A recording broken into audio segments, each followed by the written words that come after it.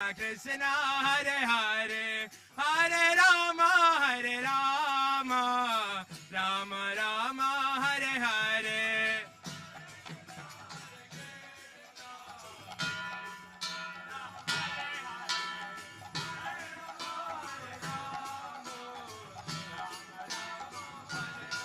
Hare Krishna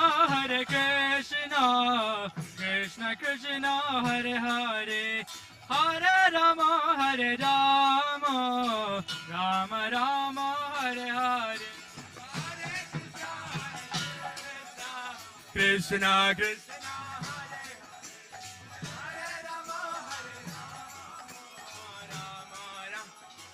Hare Rama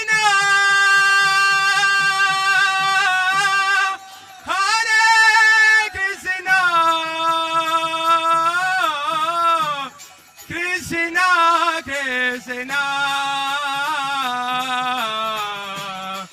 Hare Hare Hare Rama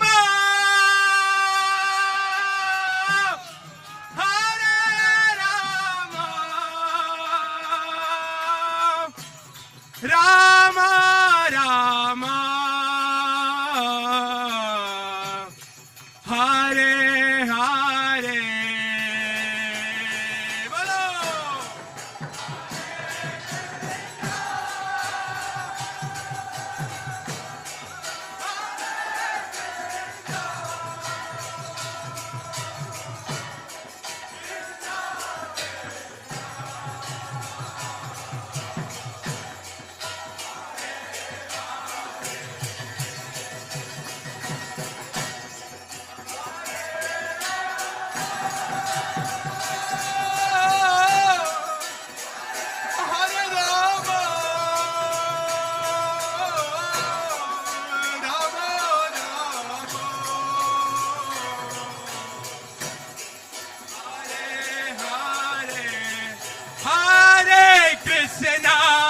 Hare Krishna, Krishna Krishna, Hare Hare, Hare Rama, Rama Rama, Hare Hare, Hare Krishna.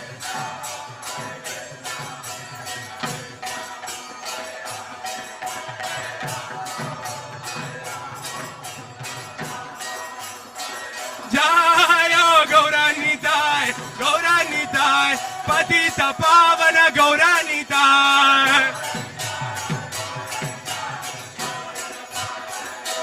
Jaya Sachinandan Jaya Gaura Hare, Sachinandan Jaya Gaura Hare.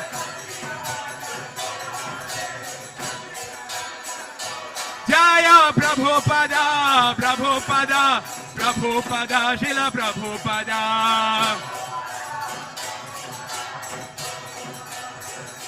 Jaya Jaya Prabhupada, Jaya Jaya Prabhupada.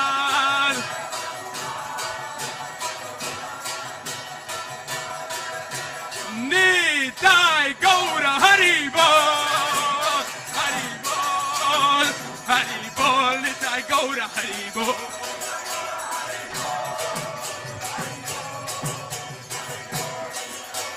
Nitai Gaura Haribo, Nitai Gaura Haribo.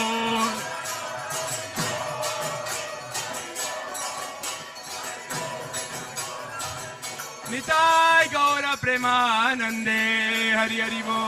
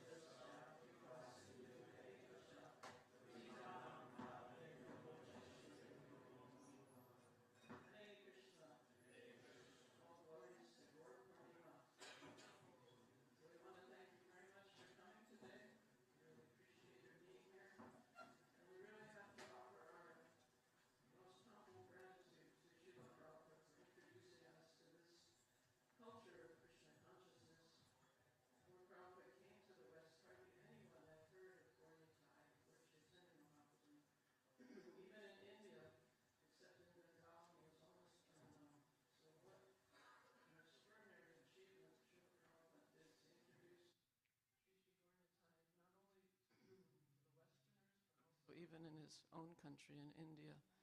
Such a beautiful culture, such a beautiful way of life, and it is the source of sanity in a world that's becoming increasingly insane. So, our gratitude to him. Thank you so much. Hare Krishna, glories to Srila Prabhupada. Jai Gaurnitai.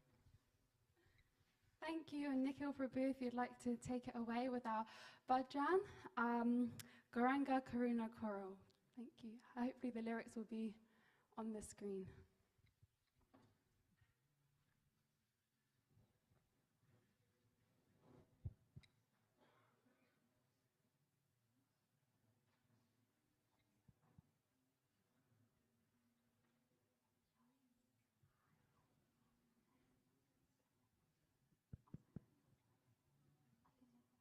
Hare Krishna. So today we'll be singing Gauranga Karuna Koro, which is a bhajan by Srila Narottam Das Thakur. So I'd like to start with the translation first, so that we can, understand what we're actually singing and actually connect to the meaning of the bhajan. Okay, so. Oh my dear Lord Gauranga, please show your mercy to this lowly and destitute soul.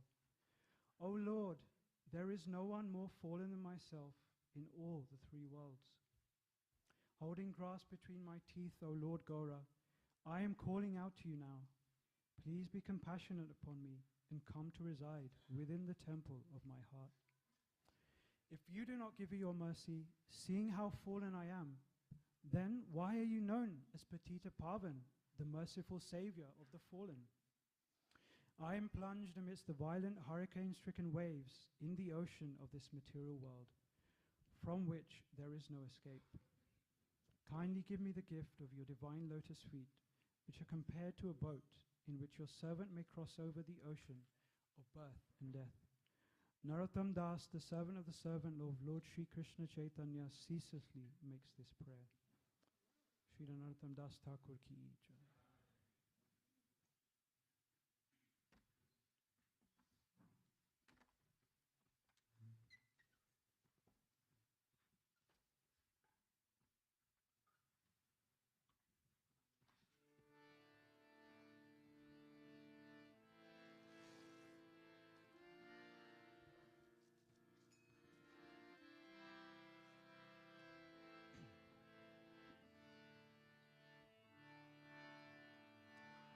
Gauranga Karuna Koro Vinahina Jane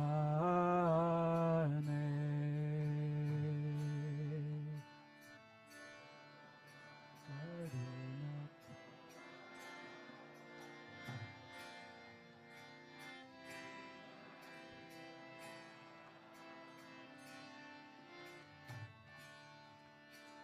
Gauranga Karuna Koro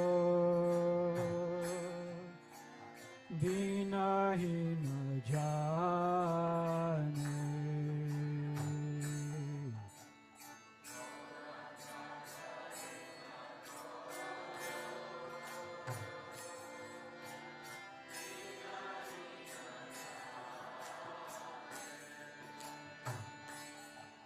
Mosamo Patita Prabhu Nahi Tribhuvane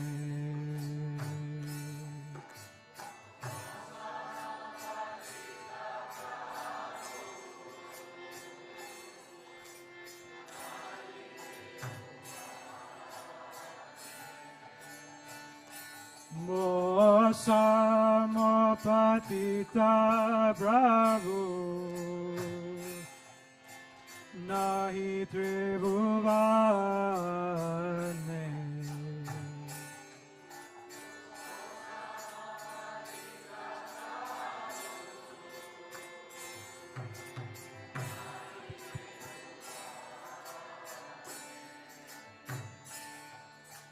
Dante Trinadhari Gaura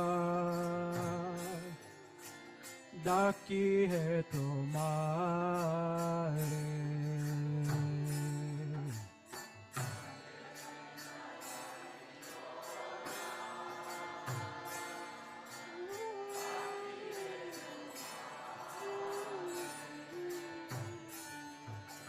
Dante Trinadhari Gaura डाकी है तुम्हारे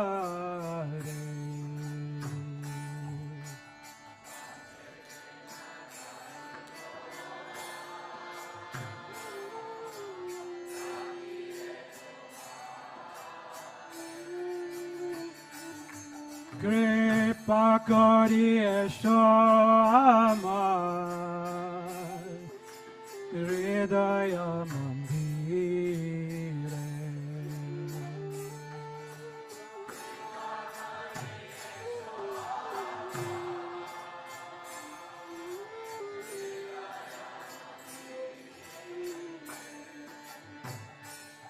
কৃপা করিয়ে আমার হৃদয় মন্দিরে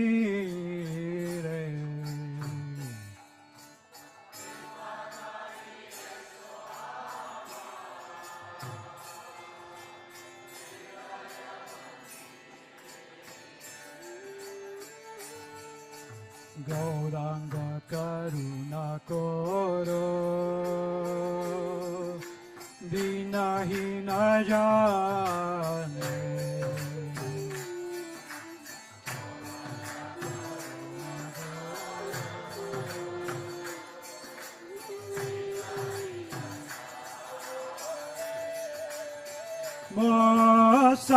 Samapatita Prabhu Nahi Tribhuvane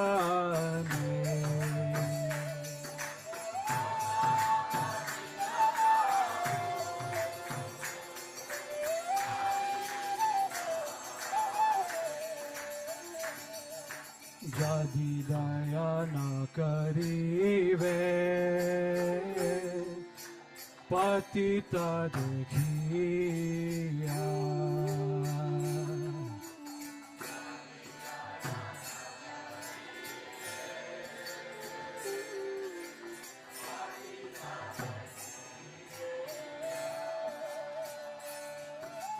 Jadi daya na karibe Patita dekhiya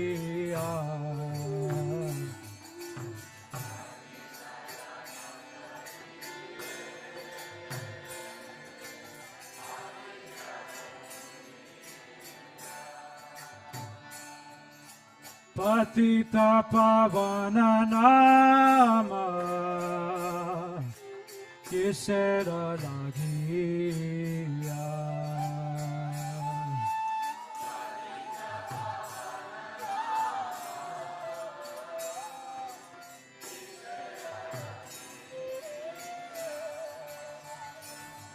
Patita pavana nama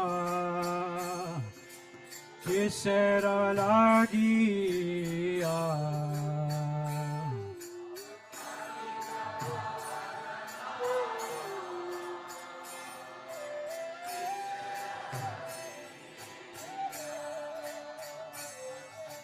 Gauranga karuna koro dinahina jane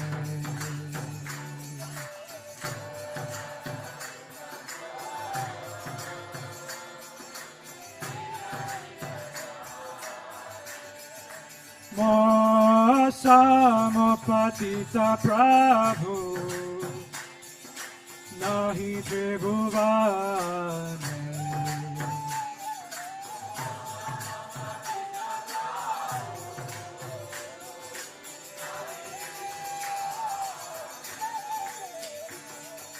Padechi Bhava Tufane Nahi Kanistara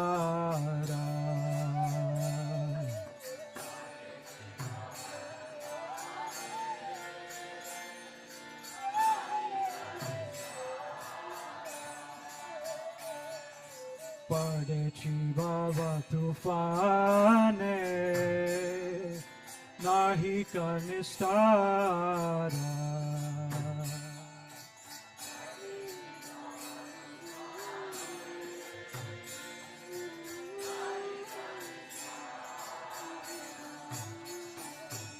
Shri Charana Tarani Dane Dase Kar Para.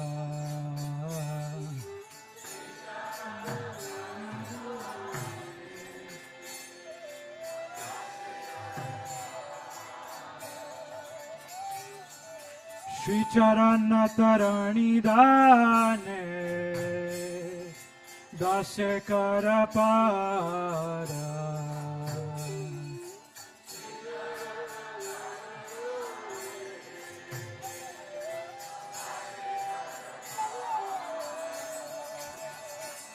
Gauranga karuna koro vinahina jane.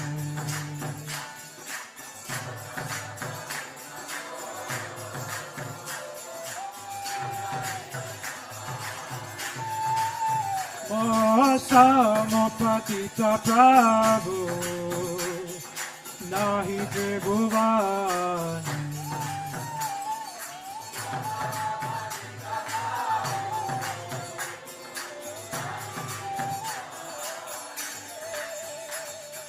Shri Krishna Caitanya Prabhu Dasaranudasa.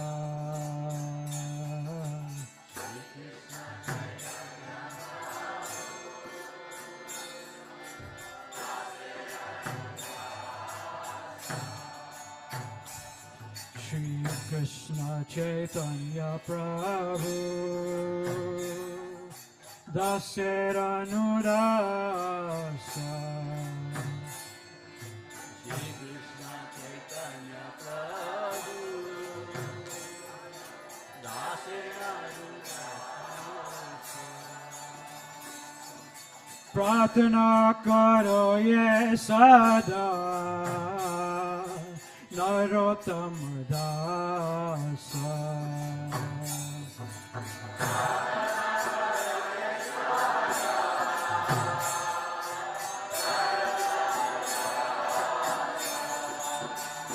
Pratana karo ye sada Narottama dasa.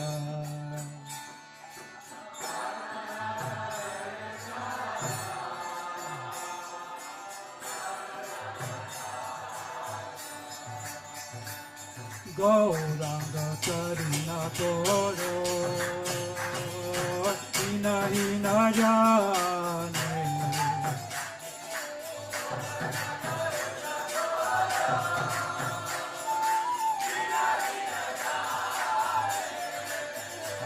Gauranga karuna koro vinahina jane.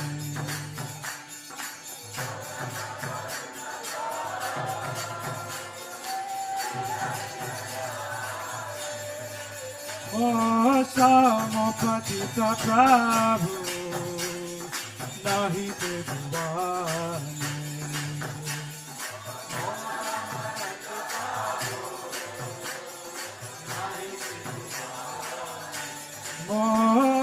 Samapatita Prabhu nahi tribhuvane.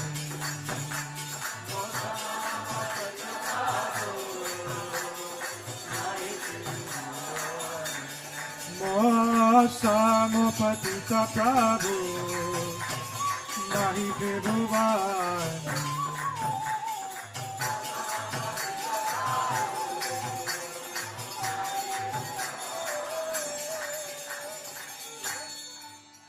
Hare Krishna, Hare Krishna, Krishna Krishna, Hare Hare, Hare Rama, Hare Rama, Rama Rama, Hare Hare.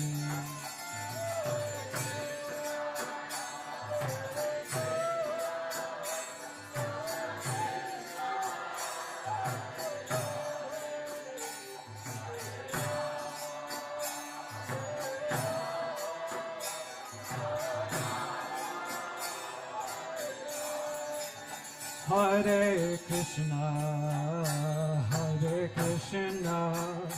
Krishna Krishna, Hare Hare, Hare Rama,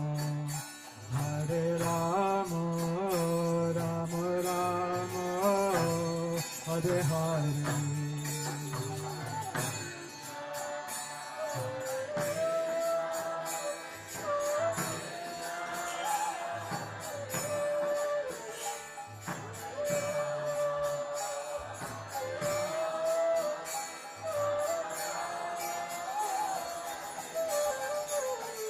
Hare Krishna,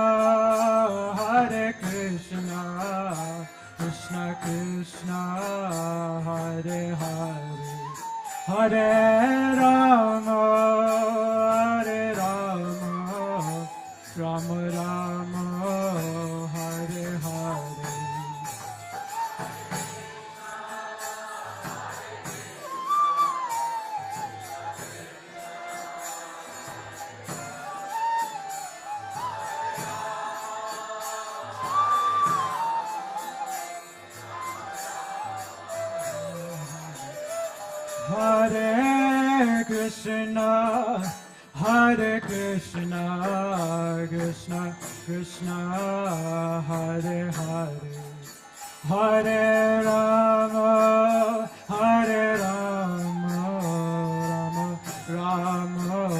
Hare Hare.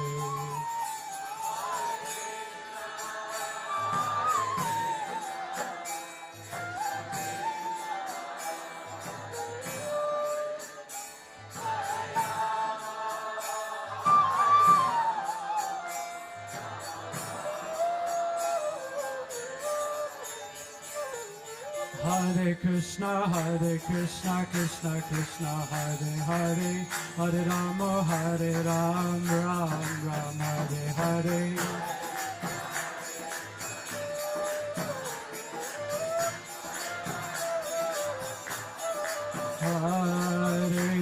Hare Krishna, Krishna Hare Hare, Hare Rama, Ram Ram, Hare Hare.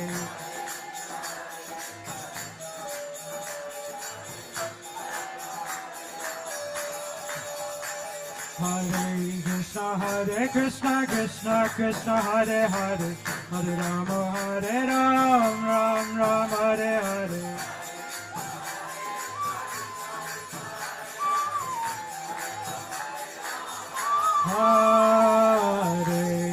Hare Krishna, Krishna Hare Hare, Hare Rama, Ram Ram, Hare Hare.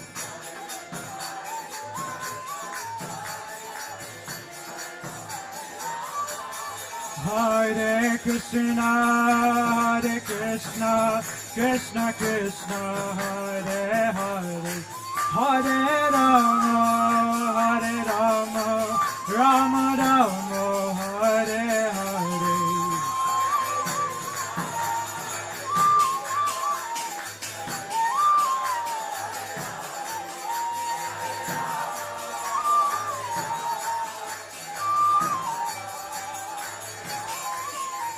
Hare Krishna, Krishna Krishna, Hare Hare, Hare Rama, Ram Ram, Hare Hare.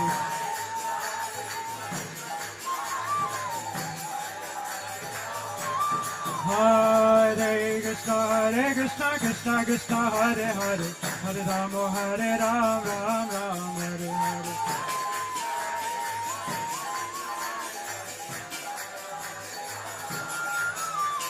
Nimai Gauranga, Nimai Gauranga, Nimai Gauranga, Gaura Hari.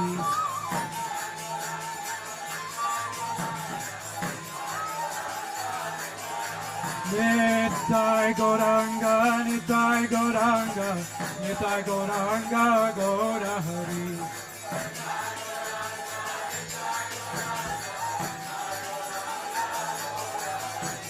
Gaura Hari, Gaura Hari, Jai Sachinandana Gaura Hari.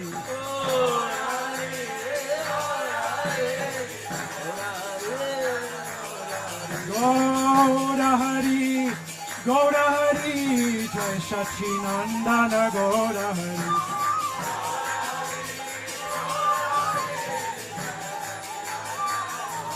Hare Krishna, Krishna Krishna, Hare Hare, Hare Rama, Rama Rama, Hare Hare.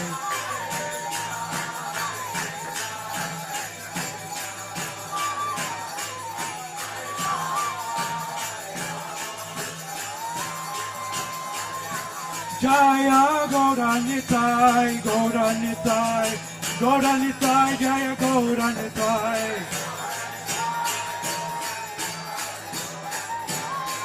Jaya Gaura Nitai, Gaura Nitai, Gaura Nitai, Jaya Gaura Nitai. Jaya Jaya Prabhupada, Prabhupada, Prabhupada, Jaya Jaya Prabhupada.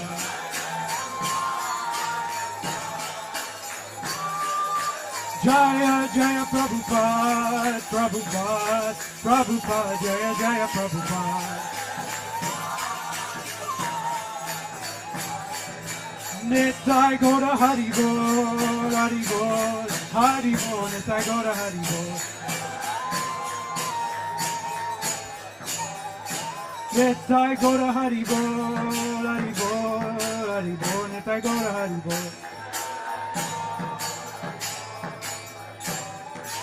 Nitai Gaura Hari Bol, Hari Bol, Hari Bol, Nitai Gaura Hari Bol.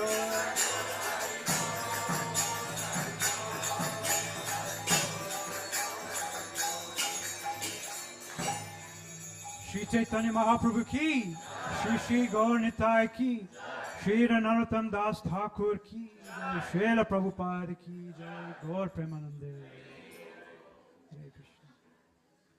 Thank you, Nikhil Prabhu, for that wonderful bhajan. We now have our junior Bhaktivedanta players who are going to come and show us the appearance of Lord Caitanya. So they're just in their training for the big screen in later life. And Jai Krishna Prabhu, I know personally, works tirelessly to get these performances going year after year, festival after festival. So please raise your arms high up in the air and give them a loud Gauranga to welcome them onto the stage.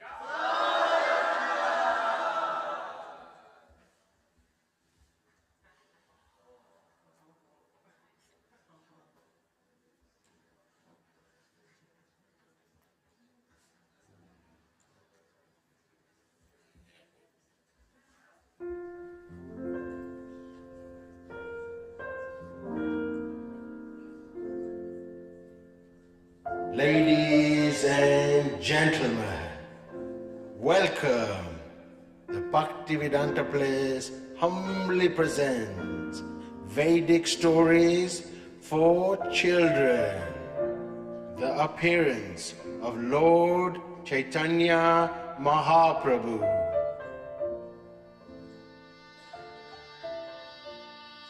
"500 years ago, give or take, in a little Indian town named Navadvip, there lived an incredibly pious Brahmin, Jagannath Mishra. He was imbued with all the priestly qualities laid out in the Bhagavad Gita. Together with his wife Sachi Mata, he lived a simple and peaceful life, performing necessary household tasks and worshipping Lord Vishnu. They had tried for a child for a number of years, but sadly, the pregnancies ended in miscarriages. Despite this happening 8 times, they managed to keep their faith in the Lord. This faith was eventually rewarded with a child born in good health. They named him Vishwarup and brought the child up in a humble and religious manner. A little while later, Sachi Mata again fell pregnant. All auspicious signs were to be seen everywhere, but they were unable to divine just what was to come. Sachi, I'm home. How are you, my dear wife? Have you been resting?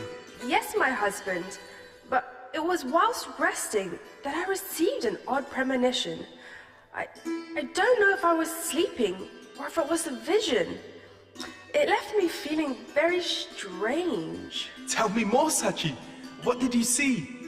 I saw divine beings in the room. Lord Shiva, Lord Brahma, accompanied by their consorts, offered prayerful songs. Other demigods showered my womb with sacred parijata flowers. I'm sure I smelled them and felt them on my skin.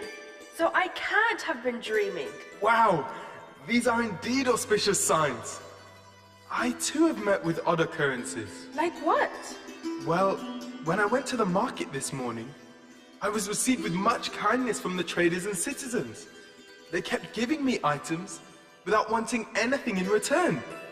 Look, these beautiful saris are for you. People just gave them to you?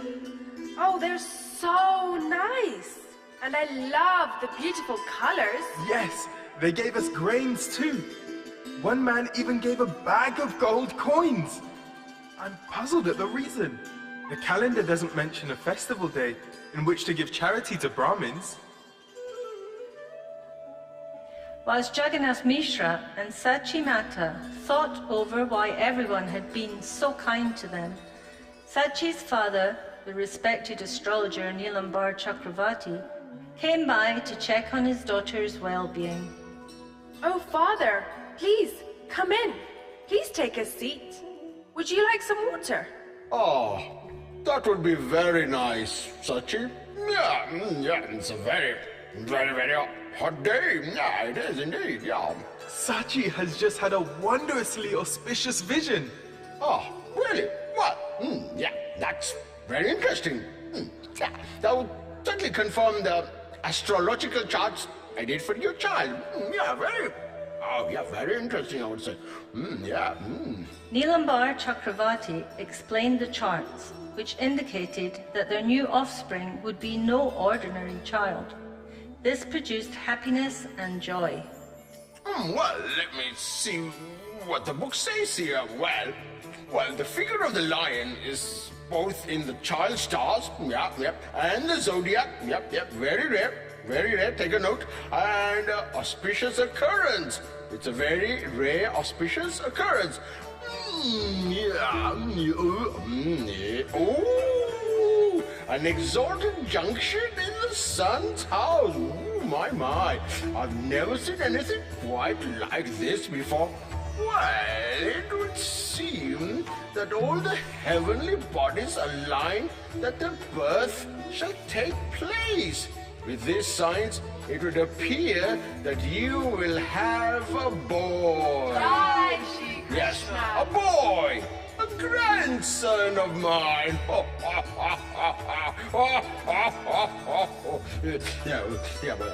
You will have a very special child in your womb, Sachi dear. I can't wait to see what becomes of the prediction. There's nothing for you to fear, child. Nothing.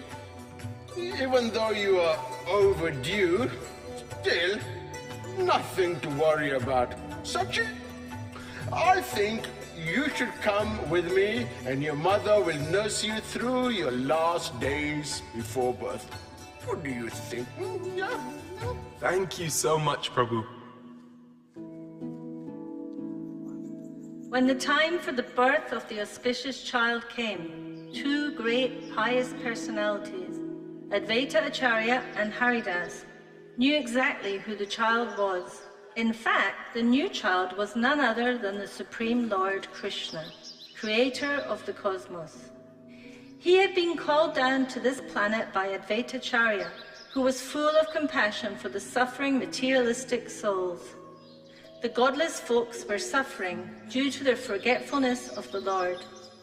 After Advaita Acharya's intense praying on the banks of the Ganges, the Lord arranged to appear and promote love of God. The day of the birth was a lunar eclipse, which usually was not a good sign.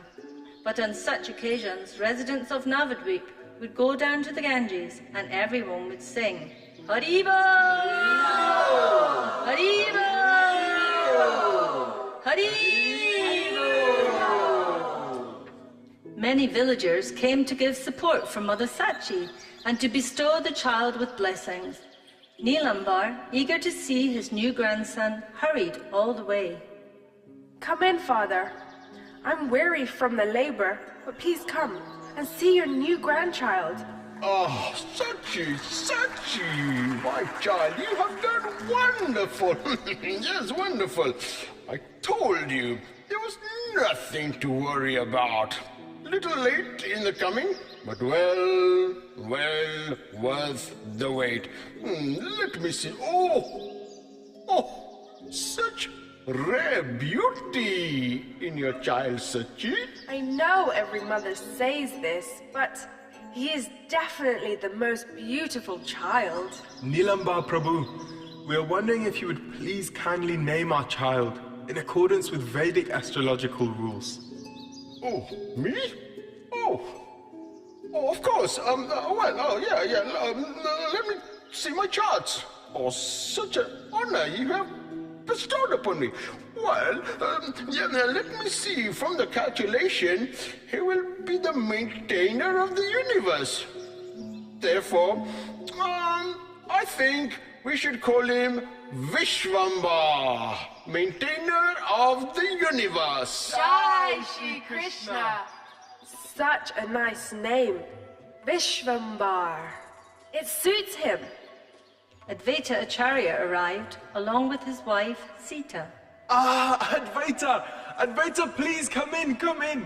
Please come and bless our little Vishvambar. Thank you for coming.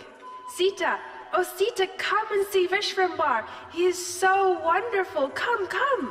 Tutastu, may your child be blessed. Oh, so cute. Could I hold him, please? Of course, Sita. Here. What beautiful features he has. So sweet. He looks so blissful. We have brought some gifts in honor of your auspicious birth. Oh, that is so kind of you. But you shouldn't have. Your association is gift enough. Sachi, what have you named the child? Father gave him the name Vishvambar. Such a wonderful name. Maybe we can give him a second name? That would be nice. Do you have any suggestions? Sita, you can choose.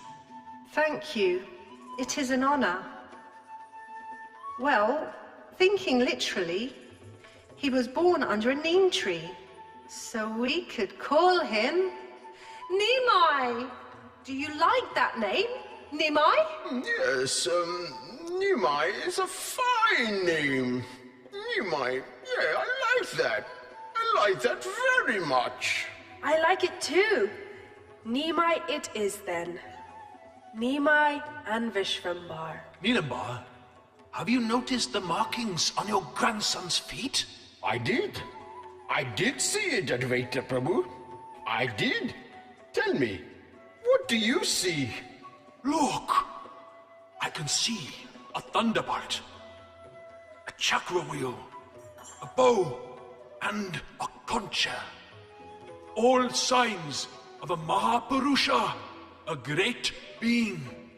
Possibly a demigod. Perhaps even the Supreme Lord himself. Enough talking. I'm hungry. Please, everyone, come. I've arranged a feast to celebrate the birth of our child, Nimai. Jagannath Mishra had indeed organized a festival, and what a festival it was. All the holy men were invited and showered with exquisite gifts. He donated many cows to the Goshala. The proper prayers were chanted expertly round a fire sacrifice. Advaita Acharya was right to point out the divinity of child Nimai. He was the supreme personality of Godhead, Lord Sri Krishna. He would later be known as Lord Caitanya Mahaprabhu and would travel all over India, preaching loving service to God and chanting the holy names. Many of his fabulous pastimes can be found narrated in a book called Sri Chaitanya Charitamrita.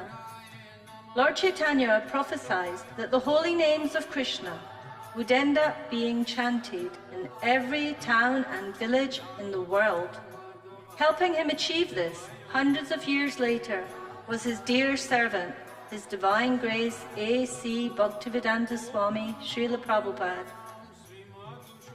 Prabhupada taught the simple, sublime method of spiritual happiness through the chanting of the Hare Krishna mantra. Hare Krishna, Krishna Krishna, Hare Hare, Hare Rama, Rama Rama, Hare Hare. Nimai born under a tree, golden sunshine bright as he. Dance, Nimai dance so joyously. Nimai's mother saw a tree, loves her son so sweet as he. Dance, Nimai, you can set us free.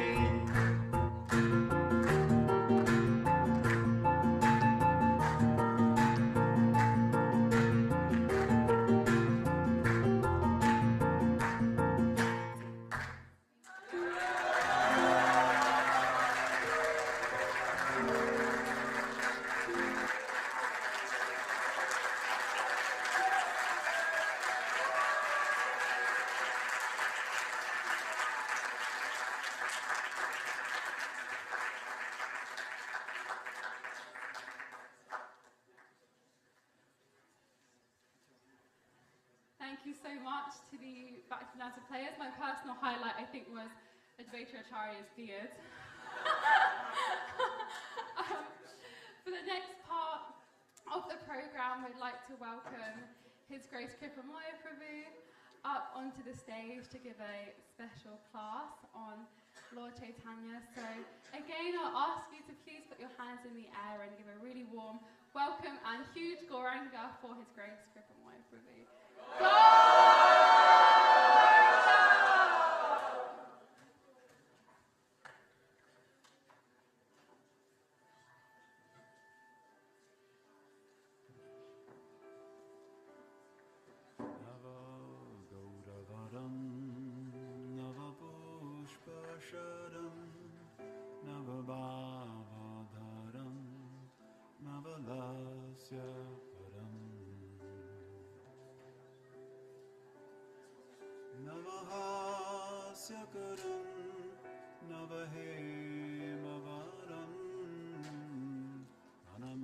Shachi Sutta Gaura Bhajan Nava Prema Yutam Nava Nita Shucham Nava Vesha Kritam Nava Prema Rasam Navada Vilasat Shubha Prema Mayam Pranamami Shachi Sutta Gauravaram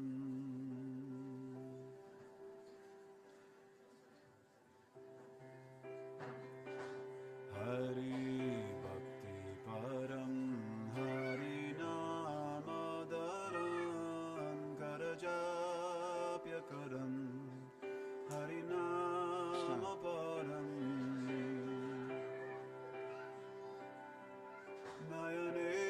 Well, this fine morning.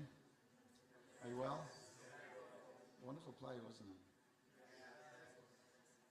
So,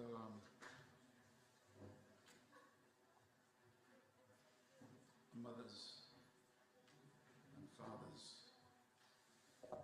perhaps they all look at their children and think, my child is God, as we've just seen. But how about someone who doesn't believe in Purushas appearing in this world? How about someone who's a skeptic? How about someone like Sarvabhauma Bhattacharya, who was skeptical, who was devoted to the Supreme Brahman, the divine white light? How about him? Well, when Chaitanya Mahaprabhu came to him in Jagannath Puri, he saw signs he remained a little skeptical. Gopinath Acharya came and convinced him. And then he wrote a beautiful song. And this beautiful song, because my voice is not what it used to be, this was not meant to be my entry song, but it was meant to be although that's also nice. But this is for you to do some contemplation. Would you like a little meditation? Yes, after all the excitement of this morning.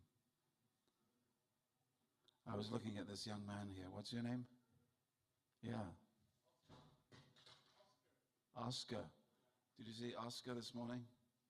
Green shirt, save the soil, jumping up and down like a madman. I thought, whatever they've been putting in his porridge at Bhaktivedanta Manor, I will have some of that. So I'd like to thank the devotees young devotees, thank God for the young devotees, who made arrangements for 3 days of kirtan leading up to this wonderful festival. We have, who do we have? Kalindi Hammond. We have Akadashi. What's Akadashi's new name? Vilasini Radha. We have Mali and Sundari. We have Kavi and Kalindi.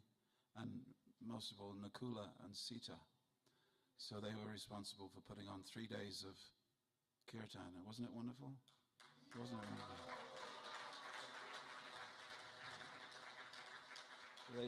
They took charge of the decor and the advertising, promotion, and arranging for everybody to come. So Sarvabhauma Bhattacharya wrote a beautiful 8-verse prayer, an ashtakam. And I would like you first to have an active meditation, because I'm going to ask you to very actively join with me on these English translations. Is that all right? Is that all right? His complexion is the hue of fresh cream tinged with kumkum. He is the ever-fresh Cupid who shoots arrows of newly blossoming flowers. He bears newer and newer moods of emotional ecstasies. He is fond of performing novel dances. He makes ever new jokes that cause much laughter. His brilliant luster is like freshly cast gold. I bow down to Gaura, the beautiful son of Mother Shachi. Is this all right? Is this agreeable to you? It's poetry that was written 500 years ago, but when we do it like this, then it enters the heart, and it can be our meditation. He is endowed with ever-fresh love of Godhead. His radiant luster is like the color of fresh butter. His fresh attire is arranged in ever new fashions. He relishes ever new mellows of love for Krishna. He shines in ninefold new ways while executing the ninefold processes of devotion. He is permeated with a most auspicious loving nature. I bow down to Gaura, the beautiful son of Mother Shachi. He is absorbed in devotion to Sri Hari. He maintains the chanting of the names of Hari. While chanting, he counts the holy names on his fingers. He is addicted to the name of Hari. He always has tears of love welling in his eyes. And altogether, I bow down to Gaura, the beautiful son of Mother Shachi. He is always removing the suffering of mankind. He is the goal of life for persons who are dedicated to their supreme interest. He inspires men to become like honeybees. He removes the burning fever of this world. I bow down to Gaura, the beautiful son of Mother Shachi. He who motivates pure devotion, who is most attractive to his beloved servants by his dramatic dancing.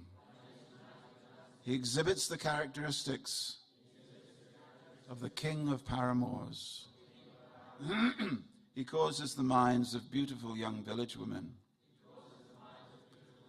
to dance. I bow down to Gaura, the beautiful son of Mother Shachi. He plays kartals as his throat emits sweet melodious sounds. And the vibrant notes of the veena are softly played. He thus inspires the devotees to perform dramatic dancing that is infused with aspects of his own devotion. I bow down to Gaura, the beautiful son of Mother Shachi. He is accompanied by the Sankirtan movement, which is the religious practice for the age of Kali. He is the son of Nanda Maharaj, come to this world. He is the extraordinarily brilliant ornament of the earth. His preaching mood is suitably adapted to the cycle of birth and death. His consciousness is fixed in meditation on the form of Krishna. He is always accompanied by his transcendental abode. I bow down to Gaura, the beautiful son of Mother Shachi. His eyes, the soles of his feet, and his clothing are reddish, like the color that heralds the rising of the sun. As he utters his own names, his voice falters. He awakens a sweet flavor to life throughout the universe. I bow down to Gaura,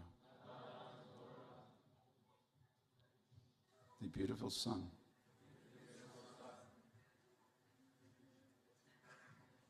of Mother Shachi. So a few years ago, I recorded the Sanskrit for this song with a few musicians, and we played it at the 40th anniversary. Chinatai will remember. 40th anniversary of our London temple. So I'd like you to just listen, just to close your eyes. The words that you hear in the song are the words that we've just spoken in English. So let's have the volume at a comfortable level.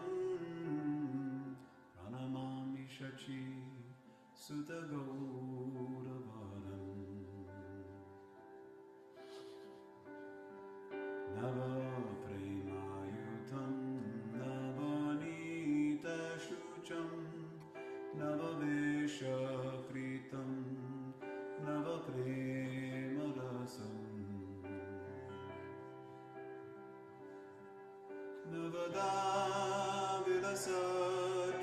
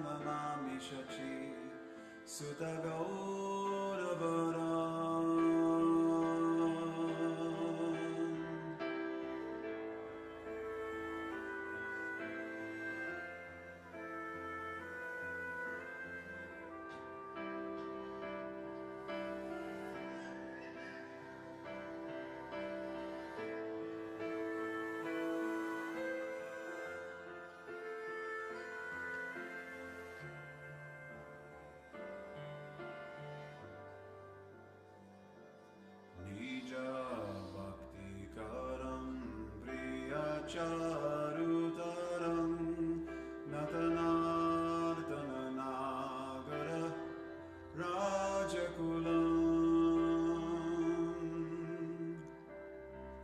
kulakamini manasalasakaram pranamami shachi sudagauravaram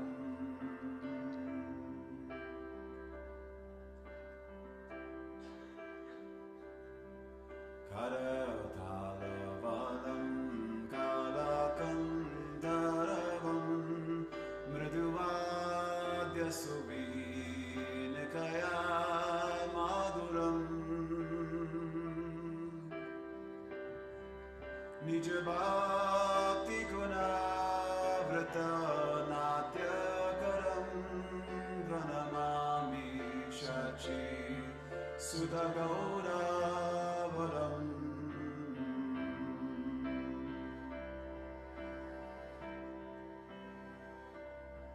Yuga dharmayutam punar nanda sudam dharane suchitram bhavabhavochitam tanudhyanachitam nija vasayudam pranamami shachi sudagauravaram harunam nayanam charanam vasanam varane skalitam swakanamadaram kurude surasam jagadajivanam pranamami shachi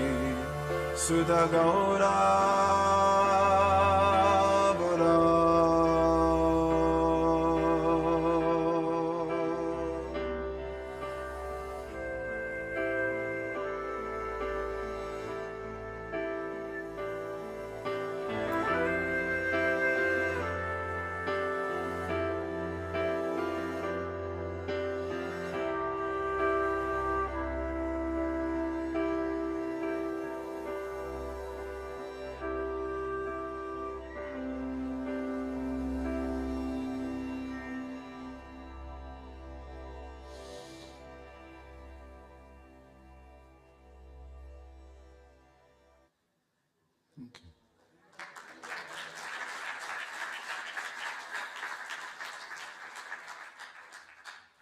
Those who worship Lord Gauranga, they win the approval of Lord Nityananda. And those who win the approval of Lord Nityananda have very easy access to Lord Gauranga. Therefore, Gauranitai, the very emblems of this age. Lord Nityananda states in a song, which I would like you to join in. You have the words of the song, please? Bhaja Gauranga. Can you see? You can see, okay. Bhaja Gauranga. Kaha Gauranga. Laha Gaurangera. Namare. Ye Jana. Gauranga Bhaje.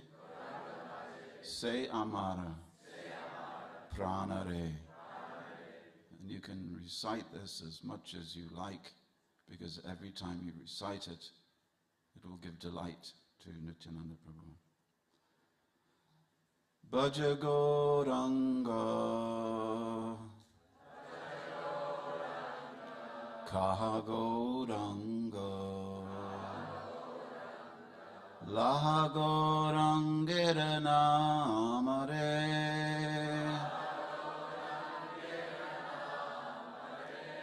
Ye Jana Gauranga Bhaje, Se Amara Pranare.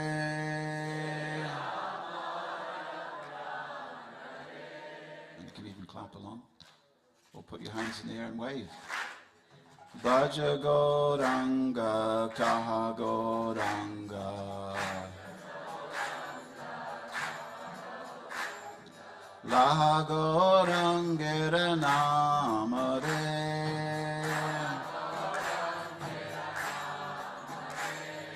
Ye Jana Gauranga Bhaje. Se amara pranare.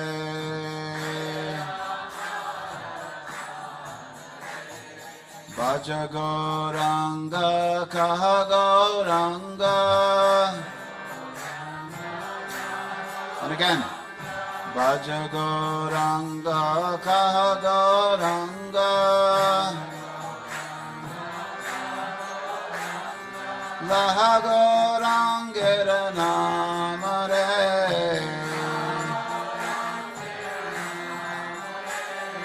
Ye Jana Gauranga Bhaje. Again. Oh Ye Jana Gauranga Bhaje.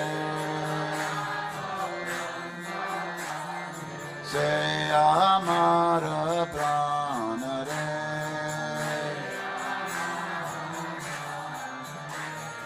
Bhaja Gauranga, Kaha Gauranga. Bhaja Gauranga, Kaha Gauranga. Laha Gaurangera Namare.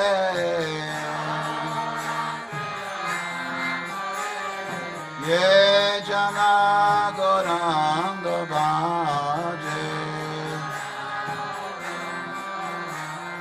Se amara pranare.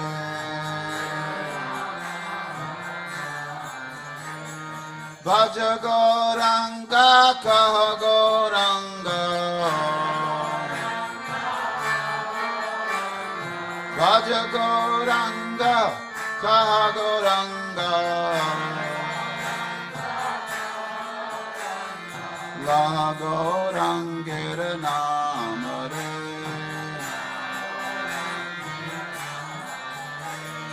Ye Jana Gauranga Bhaje. Ye Jana Gauranga Bhaje. Ye Gauranga, Gauranga Bhaje. Se amara pranare.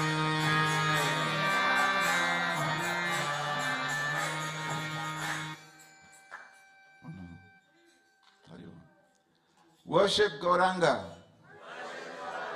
Say Gauranga. Take Gauranga's name. Those who worship Gauranga are my heart and soul. So, Caitanya Mahaprabhu is, of course, as we know, the combined form of Sri Radha and Krishna. And it is Krishna's position as the Supreme Personality of Godhead and Sri Radha's position as the Supreme Position, the Supreme Servitor Godhead, to taste the joy of each other's company. One time Srila Prabhupada was looking at a beautiful painting of Radha and Krishna, painted in 1922 in Calcutta. And he said, "This is Radharani." He said, "You see how Radharani is serving Krishna?" And Srimati Radharani was bringing the hand of another gopi to join Krishna's hand. He said, even though Srimati Radharani loves the company of Krishna the most, still she is saying to another gopi, no, you come and be Krishna's friend. You be with Krishna. He said, this is the mood of Caitanya Mahaprabhu. He loves to be with Krishna, tasting the sweet nectar of Krishna's company. mood of Radharani, he will reach out and help all others. And really this movement is based on grace. It's based on love. It's based on compassion. It's based on reaching out to people, whether they are qualified or unqualified. It is Kali Yuga after all, and who is qualified for Hari Bhakti? Everyone is unqualified in some way. Even those who are pious, even those who are religious, we're all unqualified. So the path of grace for this age of Kali is to take shelter of Sri Caitanya Mahaprabhu. So this verse, we have the verse, first in the Bengali. That's it. Just to show you the beautiful words that were written in 1616, time of our William Shakespeare. These words were written in Bengali. They are the distilled essence of the diaries of Murari Gupta, Swarup Damodar, the teachings of Raghunath Das Goswami, all of whom kept company with Chaitanya Mahaprabhu. And now the transliteration. Is that it? The verse is there? Okay. Tam Srimat Krishna Chaitanya Tam Srimat Krishna Chaitanya Devam Vande Jagat Gurum Devam Vande Jagat Gurum Tam Srimat Krishna Chaitanya Devam Vande Jagat Gurum Tam Srimat Krishna Chaitanya Devam Vande Jagat Gurum Yasya Anukampaya Shwapi Yasya Anukampaya Shwapi Yasyanukampaya Shwapi Yasyanukampaya Shwapi Tam Srimad Krishna Chaitanya Devam Vande Jagat Gurum Yasyanukampaya Shwapi Mahabdim Santaret Sukham Mahabdim Santaret Sukham Mahabdim Santaret Sukham Tam Srimat Krishna Chaitanya Devam Vande Jagat Gurum Yasyanukampaya Shrapi Mahabdim Santaret Sukham. Anybody like to have a go? Ladies or gents? Yes. Very good. I've thrown you. Yes, first line. Yes. Abdim Shantaret Sukham.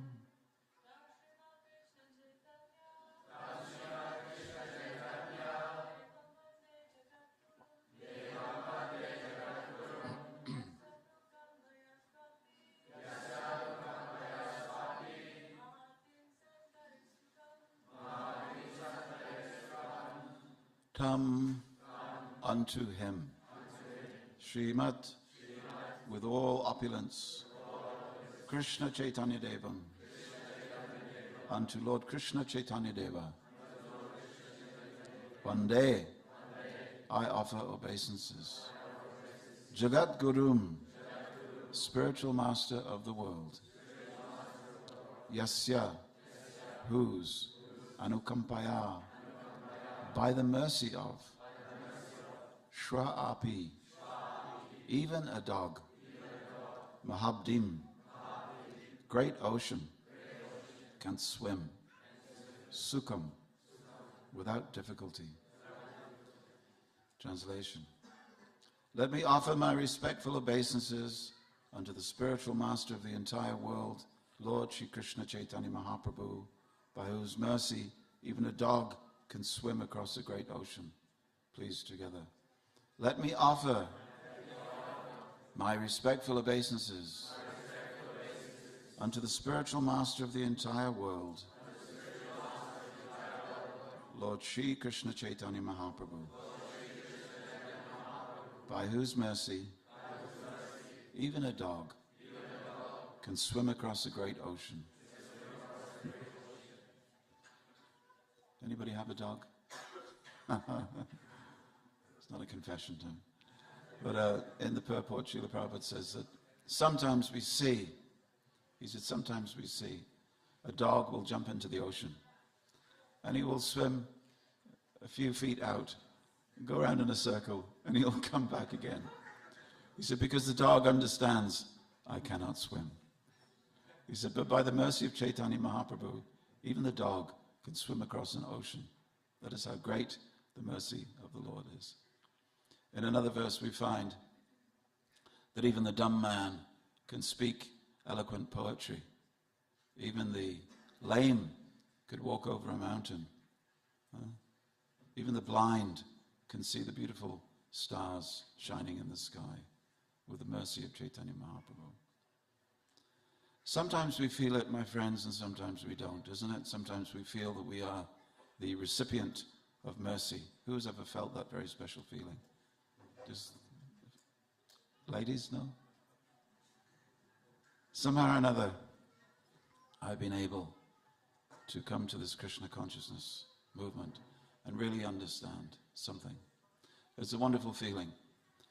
You see, we do lots of philosophy in this movement. We have lots of philosophy. You can get lost in the philosophy. There's books and books and books and books. And Vishwambara, who bears the name of Chaitanya Mahaprabhu, you see, every day he's going out and he's giving out books in the name of Chaitanya Mahaprabhu, spreading the mercy of Chaitanya Mahaprabhu. But be very careful with Vishwambara. Because once you've bought one book, there are another 79 books to go. And very soon, you will have to go to IKEA and buy a Billy bookshelf to put all your books on. This is the thing. 80 books of philosophy. And since the passing of our dear Srila Prabhupada, do you know how many books have been written by his disciples? I was working at the mail order department years ago, and we counted 800 books. 800 books had been written, and that was years ago. So we have a lot of philosophy. No one should think that we are a simple movement where we just jump and jump and jump, and then we eat. And then we jump and jump and jump, and then we sing. Okay. One time in Paris, the devotees were doing Harinam Sankirtan, and a devotee who was not dressed in robes, he was standing behind two observers, and one said, in French, he said, look at these foolish people. It's my French accent. He said, look at these foolish people. He said, jumping, jumping, jumping, jumping, yeah, yeah, yeah. And his friend, he said, yes, they're jumping, and they look foolish. He said, but be very careful. Don't ask them any questions. Don't talk to them. He said, because their philosophy will tie you up in knots. So we have lots of philosophy. We have lots of rules, and we have lots of regulations. There's a young man who was jumping this morning. Do you know, we have lots of rules and regulations. If you just ask anybody in the room. We have so many rules and regulations, you can't even get out of the bathroom in the morning. Prabhupada said to Purnima, who was reading the Hari Bhakti Vilas, he said, there are so many rules and regulations. He said, if you follow them all, you won't be able to get out of the bathroom in the morning. But when it comes, and we have management structures, don't we? We have management structures. We have grown from a small movement with one pair of cartels and a broken mridanga, and one cow with 3 teats. We have grown into wonderful movement with thousands and thousands of people. So we have multi-layers of, everybody is a manager. We have a manager who's managing the managers. Then a manager who's managing the managers who manage the managers. Now everybody is a manager. Everybody's a philosopher. Everybody is a... But when you really boil it all down, Prabhupada said in 1969, in Conway Hall in London, it was one of his first talks in London. If you look at the Back to Godhead magazine, you'll see a photograph taken by Guru Das of Srila Prabhupada. It's a black and white picture. Guru Das was standing on the side of the stage. Prabhupada was over here, and Prabhupada is going like this. This is the famous picture that we see on the Back to Godhead magazine, Prabhupada, with the... this is called Tarka Mudra, making an argument for Krishna. So during that lecture, which is immortalized in the Back to Godhead magazine, Prabhupada said, actually this movement, there is only two things. He said, this is all you need. He said, a picture of Caitanya Mahaprabhu. He actually said a picture of Panchatattva. He said, and the holy name, the Maha Mantra. He said, if you have these two things, you can find perfection in life in Kali Yuga. He said, actually, you don't even have to come to us for this picture. Just keep this picture in your house and chant. He said, you reach perfection. So that's a comforting thought. For those of you who love Krishna, but may not love institutions. We need them, but just as a thought. So, when we get down to it, it's really, do I feel as if I am loved by Caitanya Mahaprabhu? It's a very elevated thought, of course. But sometimes we feel it. And I argue with devotees sometimes. I don't argue with them, actually. They don't argue back these days. They think, oh, he's a senior, he must know what he's talking about. So I speak and they listen. But I tell people, I say, actually, each and every one of us is hankering for a mystical experience of the love of Krishna delivered by Caitanya Mahaprabhu. It is impossible to get the love of Krishna without Caitanya Mahaprabhu. I came from a background where there was no Krishna. Some of you come from a background where there was Krishna. I had to give up my background, and to a certain extent, those of you who had a Krishna background also have to give up that background. If you think you know Krishna, you have to give that up, please. Because those who know Krishna are those who have said, I do not know Krishna, I only know Sri Caitanya Mahaprabhu. Through the mercy of Caitanya Mahaprabhu, we know Krishna intimately. Which means that our first mystical realizations, the feelings that we have, the love that we experience, comes from our service to and mercy derived from Caitanya Mahaprabhu. So I want to tell you about, in a church, they would call this a proclamation of faith. We'll leave the philosophy to one side for a second. I want to tell you about a time when I felt amazed at the mercy of Caitanya Mahaprabhu. Is that all right? 3 times.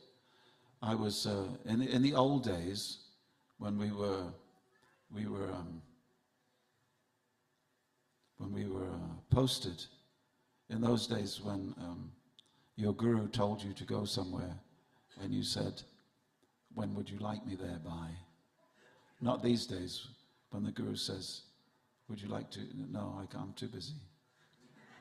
In those days, the guru said, "I want you to start a preaching center in Hong Kong." And you said, "But I don't speak Chinese." And the guru said, "That doesn't matter. Just somehow or other start a preaching center in Hong Kong." Or the guru says, as you're going on a train journey, and an Indian man leans forward to Prabhupada and says, "I'm getting off here, Swamiji. It would be nice if your movement opened a branch here in this town." Srila Prabhupada turned to someone, he said, "Get your bags. Get off the train. You're starting a branch of ISKCON here." He said, But Prabhupada, I was coming with you to Bombay. He said, no. I said, get off the train. So in the days, in those crazy days, when the Guru's orders was everything, I was asked to go to Africa and live in a small preaching center, little bungalow. And in Africa, we didn't have much money. So we had some very cheap newspapers. But the back cover of the newspaper was a picture of the Panchatattva. Do we have that picture? I want to show that picture. Is there a picture of Panchatattva there? Oh, now we're going to go through the whole slideshow, aren't we? That'll do, yeah? Yeah, that'll do. Something like that. It's the next one, actually. It's the, yeah, and the next one, and the next. Now we've done the whole thing. Okay, all right. Anyway, the best laid plans of mice and men. So we had a colored picture of Panchatattva, an old engraving. And it was brightly colored, and we distributed thousands of them. But anyway, I was up near the equator, very, very hot, near Lake Victoria. And we were just traveling, and I thought, okay, let's see if we can go and distribute books, as Vishwambhava would do, to some mud huts. Let's go to some mud huts. This is real Africa, because we'd been in the big city. The real Africa is the mud huts. So we went to a circle of mud huts, and I thought, I'm happy to be the first person here to bring the message of Caitanya Mahaprabhu. And the chief of the village came running towards me, and he said, you have come! You have come! I said, what? He said, you've come! He said, come. Then he said to someone local, he said, kill a chicken! Kill a chicken! They have come! I said, no, that won't be required. He said, come to my house. So we went to the house. And there in the mud hut was the back cover, brightly colored picture of Panchatattva on the wall of his mud hut, there on the equator in Africa. Now, what a realization I had. I treasure that moment. I just looked at that and I thought, Caitanya Mahaprabhu, you are here. How did you get here? Next time it happened, I was in Philadelphia. Philadelphia is a very interesting city. It's called the Philadelphia, means the city of brotherly love. Did you know that? Philadelphia, the city of brotherly love. How many days are there in a year? 365. In Philadelphia alone, just in the city, there are 516 murders every year, more than one a day. So much for the brotherly love. But devotees run a little snack bar, and you can get what they call the Philly sandwich, which is a special delicacy of the area. It's a vegetarian version. And we went there, and the devotee said, do you want to go upstairs? We have a little temple.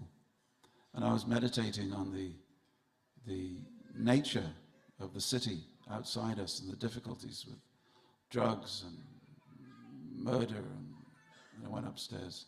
Beautiful Panchatattva, beautiful Panchatattva. And I was overwhelmed. My dear Lord, you've come, you're here.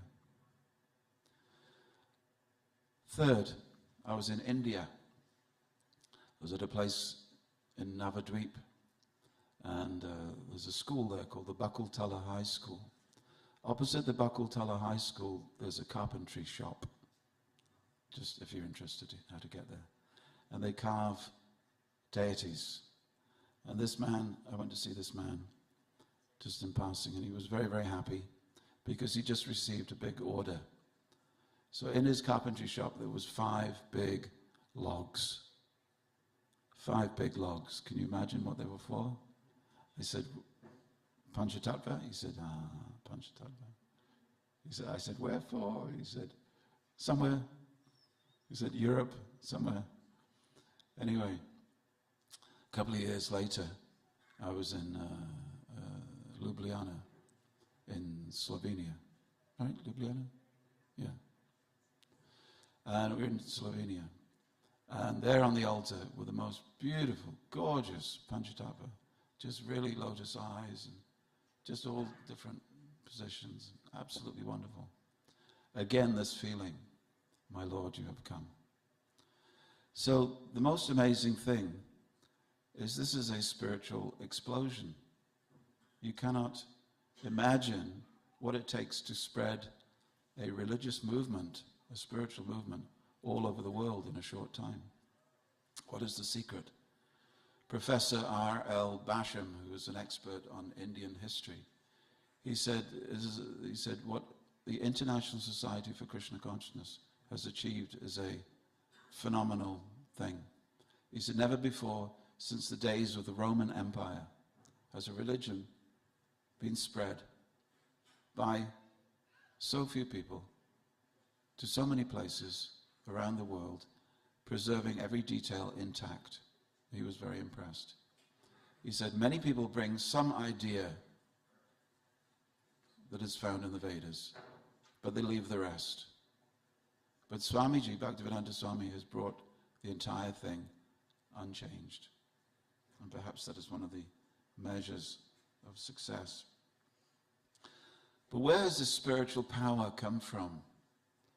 Well, to answer that question, I want to take you first back to the year 550 AD, or as people like to say these days, CE. 550 in South India. And there was a great mystic. His name was Nam Alwar. And in his mystical vision, he spoke beautiful poetry about Krishna. And this is what he said. He was making a prophecy for the future.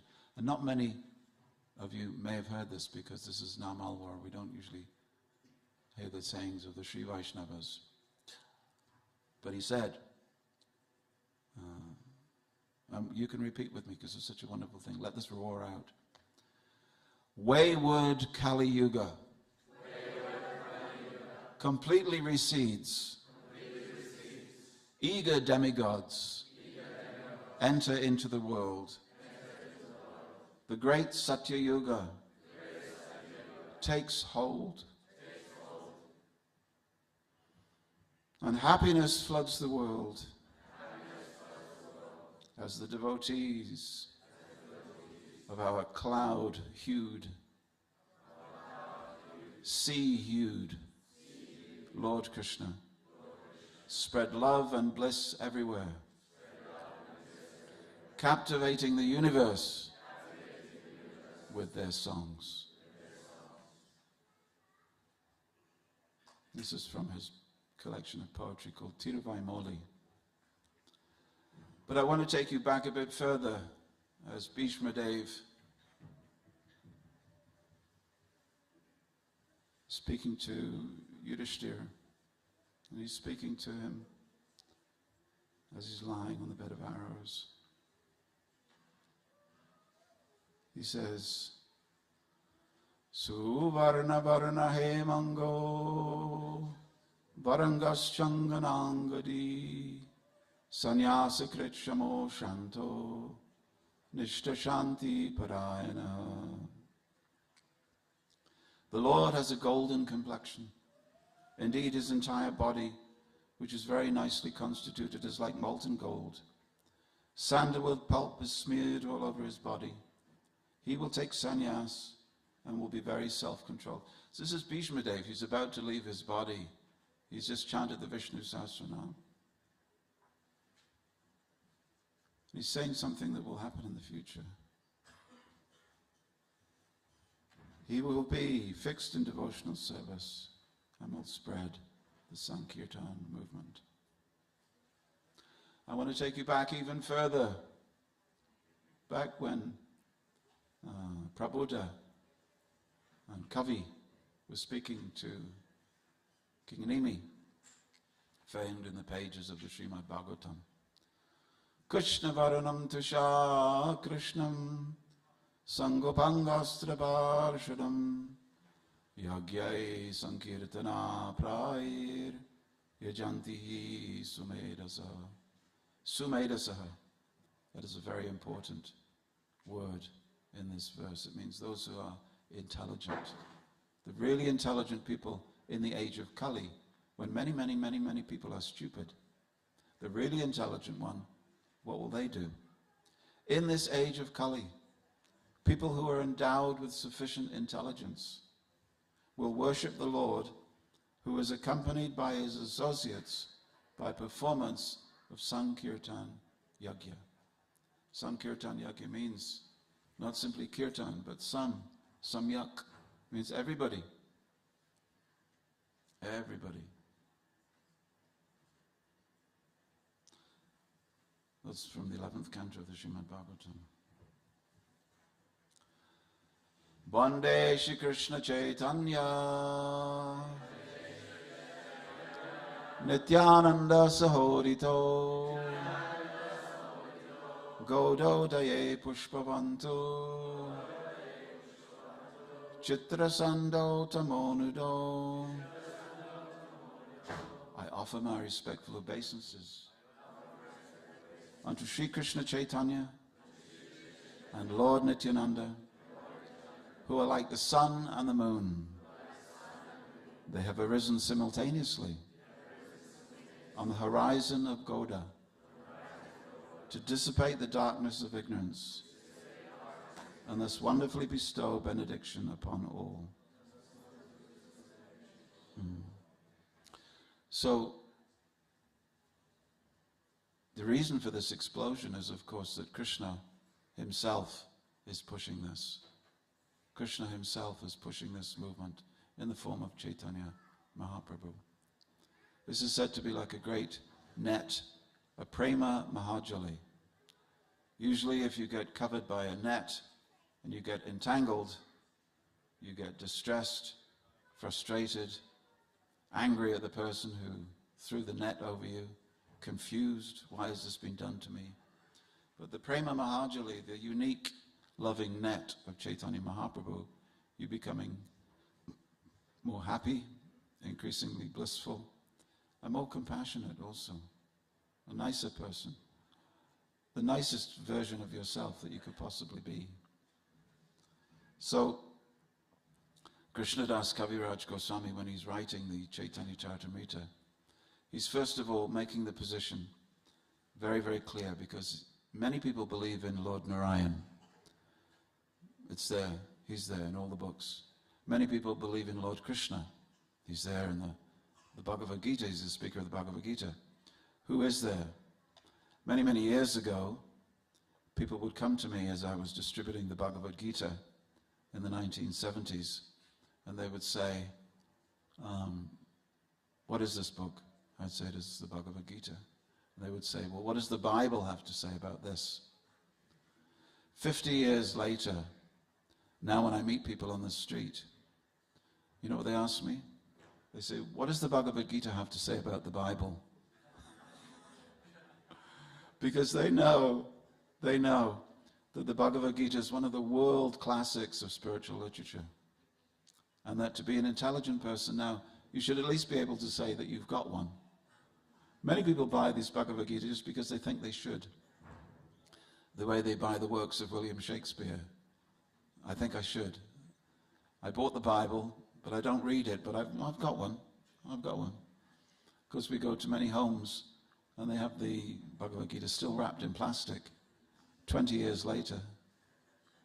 The idea is to read it. But their reference points are changing. Many people have been to India and they've come back and they've thought, well, there's a lot of people there who don't share the same ideas. But Chaitanya Mahaprabhu is less known. 500 years ago he was less known. 500 years ago he'd only just left this world. How could he be known? So in 1616, Krishnadas Kaviraj is setting out this biography of Chaitanya Mahaprabhu by just pinpointing Krishna's incarnations, the energies of the Lord, the internal energy of the Lord, Srimati Radharani, the combined form of the Lord, like that. These things you're all very... So he says, Swayam Bhagavan Krishna, Vishnu Paratattva. This is like, Swayam Bhagavan Krishna, Vishnu Padadama. That's such an important verse. Such an important verse that His Holiness Kadamba Kanana Swami prayed to the Lord by giving his sannyasi disciple the name Swayam Bhagavan Keshava. Swayam Bhagavan Keshava. If there is any conclusive truth to be established in this world, it is that Krishna or Keshava is Swayam Bhagavan. Swayam Bhagavan Krishna, Vishnu Paratattva, is the highest essence of Vishnu. Purna Jnana Puranananda Parama Mahatva. Krishna, the original form of the personality of Godhead, is the summum bonum of all-pervading Vishnu.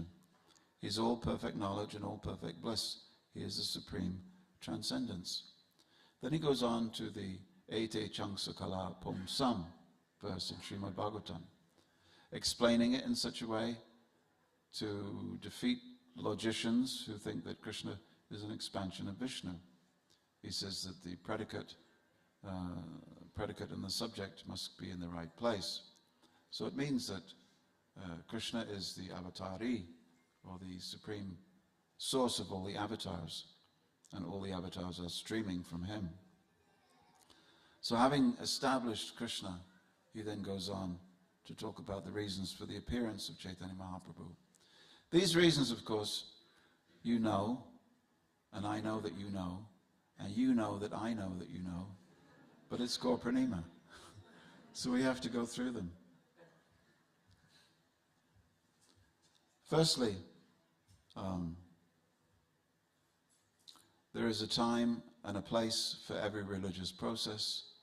Satya Yuga, it was meditation. Treta, Dwarapa, fire sacrifices, deity worship.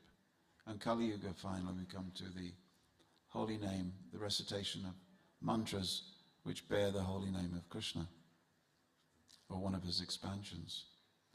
And interestingly enough, it doesn't mean that in Kali Yuga we get away with deity worship.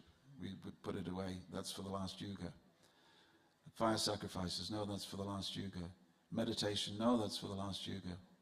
But it is not we practice meditation, we practice fire sacrifices, we practice deity worship. But what brings all of those into line is the chanting of the holy name of Krishna, the Maha Mantra. This gives power to everything that we do. So Lord Chaitanya Mahaprabhu said, I shall personally inaugurate the process for the age. But more, he says that perhaps other incarnations can give the holy name, perhaps other incarnations can give the process for the age. But I and I alone can give the mood of service of the residents of the highest spiritual region known as Vrindavan. I can give that. Only I can give that, so I will give. I will teach how to be a devotee by being a devotee myself. I will inaugurate the Yuga Dharma. I'll give that service of Vraja. And the fourth reason why Lord Chaitanya came, we saw in the young child who came here with the very excellent wig of Advaita Acharya. It was a real Advaita Acharya, wasn't it? Did you see the play? I was really convinced.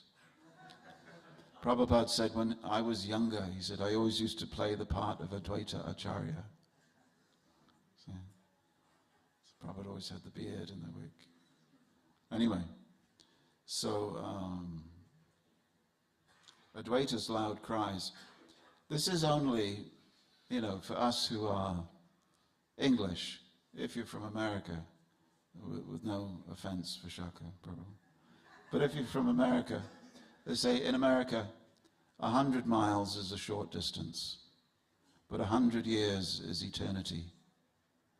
And in England, they say, for an English person, they say 100 years is a minute to an Englishman, but 100 miles is an eternity. We live in a small place, but with a long history. So we go back many, many years, thousands and thousands of years. Sometimes I take visitors to Stonehenge, and they say, how old is Stonehenge? And I say, 7,000 years old. And they go, whoa, man. And they look at me and they go, that's really old. I say, yes, but we have older than that. I was in America. I went to Minneapolis and I saw, we had some hours to kill. We came out of the airport in Minneapolis, which was the hub. And I saw a sign that said, Ancient Church. I said, wow, Ancient Church in America. I followed the signs, the arrows. Ancient Church, 1856. I felt very disappointed. Not what I call ancient. Anyway, 500 years for us, the time of Caitanya Mahaprabhu, it has only just happened. It's only just happened. You can still hear the fizzle of the last cartel of Caitanya Mahaprabhu's Sankirtan party. The foot dust that those devotees sang in is still available. The trees that were growing at the time of Caitanya Mahaprabhu's pastimes are still growing. You can go there and you can still be a part of that. And the explosion that Caitanya Mahaprabhu created is still going on. When I first came to the temple, I was 17, and they said to me, they said, come and, you should join the Hare Krishna movement. And there was 20 devotees living at Bhaktivedanta Manor. I said, where's the movement? Is it just you? And Kishore and Shikama were there at that time. He said, well, we're in the process. We're in the process of making the movement happen. Would you like to be part of that? I said, all right. So to join the Hare Krishna movement, sometimes you have to create the Hare Krishna movement. Those of you who have come now, and there's big halls, unbelievable. We would never have dreamed of having a place this big. We would never have dreamed of having so many devotees come for a Gaura Purnima class. Never have dreamed. My first Janmashtami was 75 people. And we thought, that was a big Janmashtami. A lot of people came. We were all looking at each other and going, that's amazing. Where do they come from? These days we look and there's 35,000 and we're still thinking, where do they all come from? So Caitanya Mahaprabhu is two things. Take this movement and give it to others. Join it, but recreate it. Be a part of that explosion. Those of you who think that this movement is big now, you wait. We've only just got started. We've only just got started. So after giving these external reasons, if you go to Shantipur, 23 miles from Navadvip, if you go there, you will see Advaita, the same Shalagram Shila that Advaita bathed in Ganges water and offered tulsi leaves to, is still there. You can go and you can say, can I have darshan of the Nrsingadev Shila? Why was he worshipping Lord Nrsinga? Why was Srivas Thakur worshipping Lord Nrsinga? Why did Nanda Maharaj worship Lord Nrsinga? Because they were under an oppressive political regime. Nanda Maharaj worshipped because Kamsa was sending so many demons. Srivas Thakur, or Srivas Pandit as he was then, and Advaita Acharya, they were worshipping Lord Nrsingadev for protection. Because at that time in Navadvip, you could not even blow a conch. As we find from the Chaitanya Mangala, you weren't allowed to blow a conch. What to speak of having kirtan outdoors. Even ringing a bell was not allowed. Sometimes we think, well, all that was going on because there were the Hindus and there was the Muslims. No. It was Sharia law. If you were a Muslim and you became a Hindu, the punishment was death. That is why Haridas Thakur was whipped in 22 marketplaces, because that was the law. So let us not beat around the bush here. They were living under oppression. So therefore, not only was it Kali Yuga, but this was the manifestation of Kali Yuga, that you cannot even worship Krishna freely. So Dvaita, with his very loud calls, was calling the Lord to appear. He said, I do not see any way that the situation can be improved. And even the Hindus in Navadvip were not really good. They were having wedding ceremonies where they would marry two dogs. The bride and the groom were dogs. That's how degraded it had become, how frivolous it had become. The tantrics had taken over. The tantrics were worshipping all kinds of bloody goddesses and goddesses with skulls and poisonous chalices and all kinds of different things were being done. So he said, unless you come yourself personally, my dear Lord Krishna, I don't think that we will be able to do anything. I see no way that this, the Yuga Dharma will be established. So because of his loud calling, how many of you practice loud calling? Do you practice loud calling sometimes in desperation? Do you ever do that? It does work, Don't think prayer is just, prayer is something that I do with my bead bag, and therefore the ultimate prayer is the name of Krishna, therefore if I just chant it. That's true. It is true.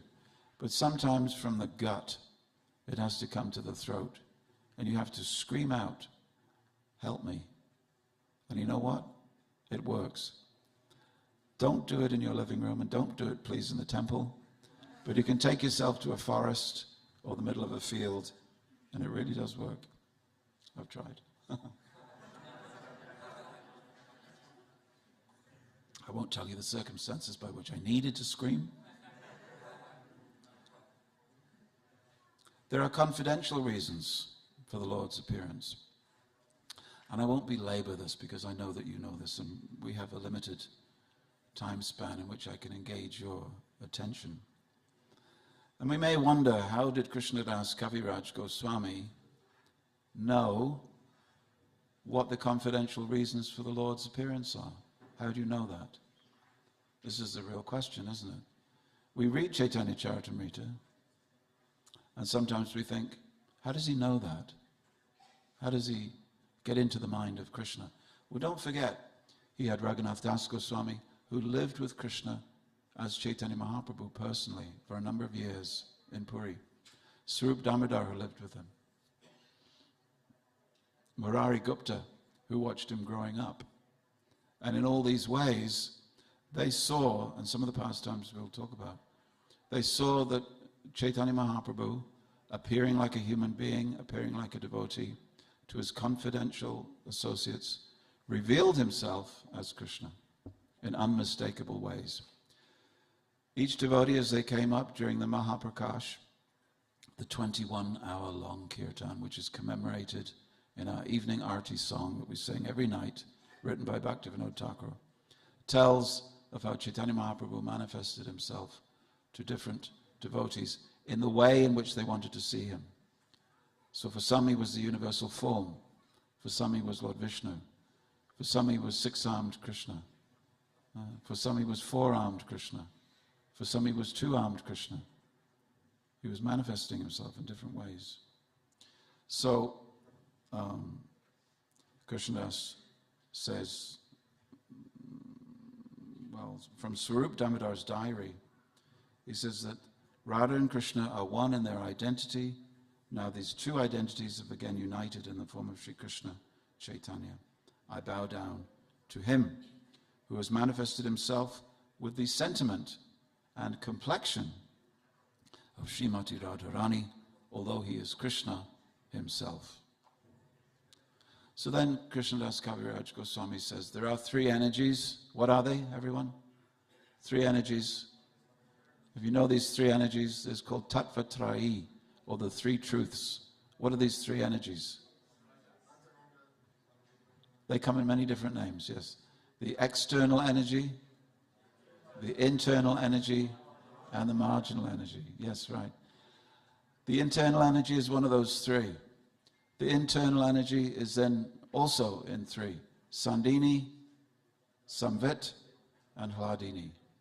This is Krishna's, Prabhupada gives us the translation, Krishna's pleasure potency.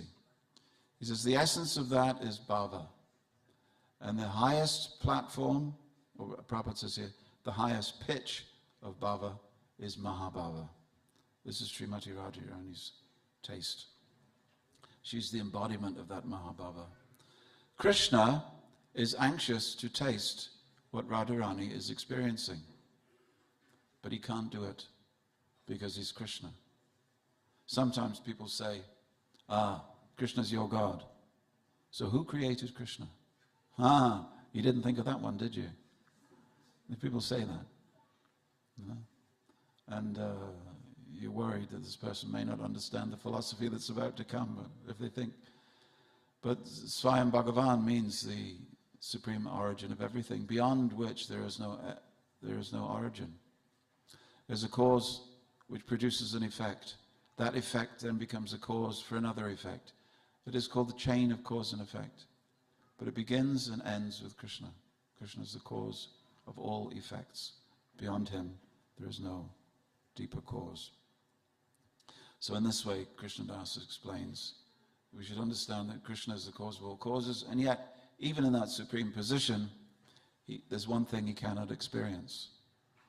He cannot experience the love that his devotees feel for him, the attraction that they feel for him. And so in order to experience that, he has to come and become his own devotee. And coincidentally, it's time to spread the Yuga Dharma, and coincidentally, there's a great devotee praying for him to appear. So all these reasons, we go to the appearance. Now, how are you feeling? When does it end? That's how you're feeling, huh? How long have I got? I'm looking at some of your faces and some of the chairs, and I'm thinking, Vishaka Prabhu, how long have I got? 10 minutes.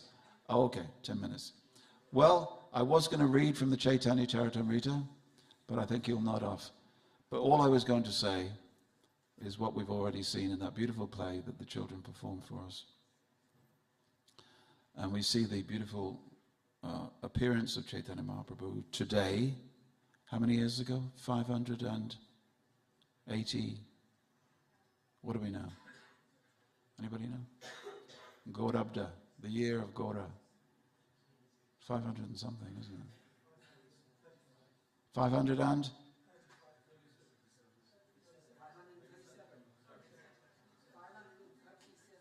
537, yes. I'm glad it wasn't 75. I'm not that old. Because on the 500th anniversary of Chaitanya Mahaprabhu's birth, I was in India walking with the Padayatra. So if it was 575, I'd be very, very old. 537, okay. So, 8 daughters passed away. It's interesting, isn't it? Then a woman becomes pregnant and she loses a child. She thinks it is a great disaster. 8 children pass away. What a disaster. She really wonders what God has, in store for me. And then Vishwarupa was born, who was Sankarshan, and then came Chaitanya Mahaprabhu. It said that the people of the time were bathing in the river because of the eclipse, and people were laughing. Look at the Hindus bathing in the water at night. Why would they do that? And they were going, Hari, Hari, Hari, Hari, Hari, Hari, Hari. But even they were chanting. So the Hindus were chanting, the Muslims were chanting, everybody was chanting. Because this presaged the appearance of the Lord, that he came at a time when everybody was chanting. I'm now a grandfather 3 times, and so I've had an opportunity to watch 3 children and 3 grandchildren. And there is what we call milestones in the life of a baby. Everybody has these milestones, and you'll know where you are because you'll consult the book and you'll see here's a milestone coming. There is a milestone when the baby is developing some independence from its mother. And sometimes the baby becomes a little disobedient, kind of around 2. And sometimes they will even slap the mother. Mothers, have you ever had that experience? You tell them something, and the baby looks very cross and goes and slaps you in the face. Well, baby Nimai was at that age, and he slapped Mother Sachi. He slapped Mother Sachi with his soft little hands. He went, boop. Mother Sachi, she fell over backwards, just to go with the flow. And all the ladies that were present there at the time, and they said, "Ah, Nimai, what have you done? What have you done? You've knocked your mother out." And Nimai was looking very crestfallen. He said, "You better go and get a coconut. Get a coconut, and the coconut will be medicine for her." So Mother Sachi was lying on the floor. So Nimai went, and very quickly he came back with 2 coconuts. And they couldn't understand. How can a little 2.5-year-old get 2 coconuts in such a short time? He was named Nimai to protect him. If you've ever, while I was in Africa, we had neem trees in our temple grounds. Has anybody ever had a tea made with neem juice?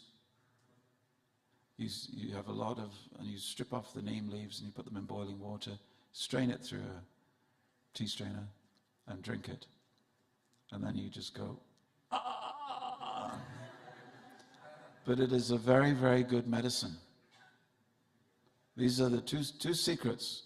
I'm sure that at some point in the future, people will find these 2 secrets: turmeric and neem. They're going in on the turmeric at the moment. You can go to Starbucks in California and get yourself a turmeric latte, can't you? But there's no such thing, yeah, really. But there's no such thing as a neem latte. You should do it. Open up a cafe and serve neem tea. It is the most disgusting taste. But it does wonders. Prabhupada said, this is Indian civilization and Western civilization. He said, in the West, you like to have your enjoyment, but the enjoyment turns into poison. He said, but in India, he said, we take the poison first, and then we have the enjoyment. He said, it is like the Ayurvedic sweet. The Ayurvedic sweet, it tastes awful. Anybody have Ayurvedic medicine? Tastes awful. But then you suck the sweet, and the end is some sugar. This is Ayurveda medicine. This is the Eastern way of doing things. It hurts now, you'll enjoy later. The Western way of doing things, you enjoy now, and you'll suffer for it later. Yes. So Western civilization is like that. Discipline, discipline, discipline. That is what is required in human life. Discipline.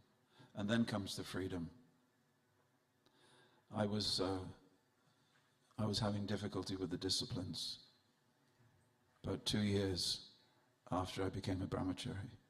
I was thinking, every day we're getting up at 3 o'clock in the morning, taking a cold shower from a bucket full of cold water, chanting japa in the wind, standing in the rain to sell these books, and then I can't take it anymore. At least my mind was saying that. Anyway, I went out. And when I was a young chap, I was a bit of a singer. We used to love this group, Led Zeppelin. It's a long time ago. And I went out one day feeling very bad. And I gave a book and I said, because we always ask, what do you do? Well, you have a little bit of a discussion with the person. And the person said, oh, I'm a manager of a rock band. I said, oh, is it anybody that I would have heard of? He said, well, they're called Led Zeppelin. I said, I've heard of them. And I said, well, take this book, give it a read. I said, anyway, what is their private life like? Are they like, rock and roll, throwing TVs out of windows? He said, actually, no, you might be surprised. It is discipline, discipline, discipline. I said, really? I thought they were rock stars. He said, oh, no. They know that to get the freedom of playing on stage and entertaining thousands of people, they have to rehearse, rehearse, rehearse. He said, they live the life of monks. And it was almost like I looked up to the sky, the clouds parted, the sun shone, a ray hit me in the face, and all there was a heavenly violin concerto playing. And I walked away from that, and I thought, yes, that's the essence. Discipline leads to freedom. Discipline leads to freedom. And it was a nice little lesson I've carried with me all these years. So Chaitanya Mahaprabhu, there is wonderful things, but there are some rules are there for us to break free from our petty understandings, self-centered understandings. They heard tinkling of bells when he was walking, but he was not wearing nupura. He had no ankle bells on, but when he walked, they heard his ankle bells playing. Jagannath Mishra turned to Sachi and he said, am I seeing things? I can hear bells. Can you hear bells? She could hear the bells also. He said, who is this divine child? At age 11, Nimai began to teach. Some years later, he married Lakshmi Priya. He went to East Bengal, what we now call Bangladesh, and he began teaching over there and he had to attract some income. Yes, everybody has to attract an income. Even when God comes, he has to do something. So he was teaching and people were giving him grains and gold and silks. And there was one person living in that village. And he was a great pundit and he read many, many books. This is, unfortunately, it's the problem of many people these days. You know, one day a lady came here and I said, so you're a spiritual seeker, where are you going? She said, well, I've got my ticket around the world. I'm going to China, and I'm going to speak to the Taoists in China. I'm going to find a Tao teacher. Then I'm going to Australia, and I'm going to sit with the elders of the Aborigines. At that point, my eyes started glazing a little bit. And she said, then I'm going to Machu Picchu. I'm going to study with the shamans. And I said, how long have you got? I said, you know there's 37,000 different religions in the world. I said, how long have you got to see all of them? I said, don't mind me saying so, but you're not really young anymore. You don't say that to a woman of any age. But anyway, she said, no, I think I'll make it. This is one of the difficulty. Our intelligence in this age is many-branched. In Kali Yuga, it's many-branched, and then someone invented the internet. And our many-branched intelligence became many-branched. Because now the internet, from Google Acharya or Wikimaster, can teach you anything you want to know about anything, everywhere, all at once. No, hang on a minute. So the difficulty is that if you know many books, you may end up with not knowing anything at all. You may end up with confusion. So this particular pundit, he was very confused. He knew many books. And his name was Tapan Mishra. And he fell asleep that night, and he had a dream. And a Brahmin came to him, an unknown Brahmin came to him in the dream and said, you know, you've become confused by your study of many books. Why don't you just take shelter of Caitanya, of Nimai, who's come into the village. You can go to him and he'll answer any question that you have. So Tapan Mishra went and he sat at the feet of Nimai, who was still very young, of course. And he was absolutely astounded. He said, what can I do? I want to come with you. I want to live in Navadvip. He said, no, you have your family. Why don't you go to the place of learning in India? Why don't you go to Varanasi? And that's why after Chaitanya Mahaprabhu takes sannyas, he goes to Varanasi and he eats at the home of Tapan Mishra. So I want to move on. You know all these things. When he comes back, Lakshmi Priya has passed away. He marries Vishnu Priya in a wedding ceremony that is godly, that is divine. He defeats Keshava Kashmiri, the great philosopher. And then his father passes away. And he goes, like all young Hindus would go, to Gaya. And while he's in Gaya, doing Shad for his father, he meets Ishwarapuri. And Ishwarapuri gives him the mantra, the Krishna mantra and the Maha mantra. He gives these mantras. And he says, repeat these without stopping. So he repeats them. And he comes back a day or two later and he says, my dear master, he said, what have you given me?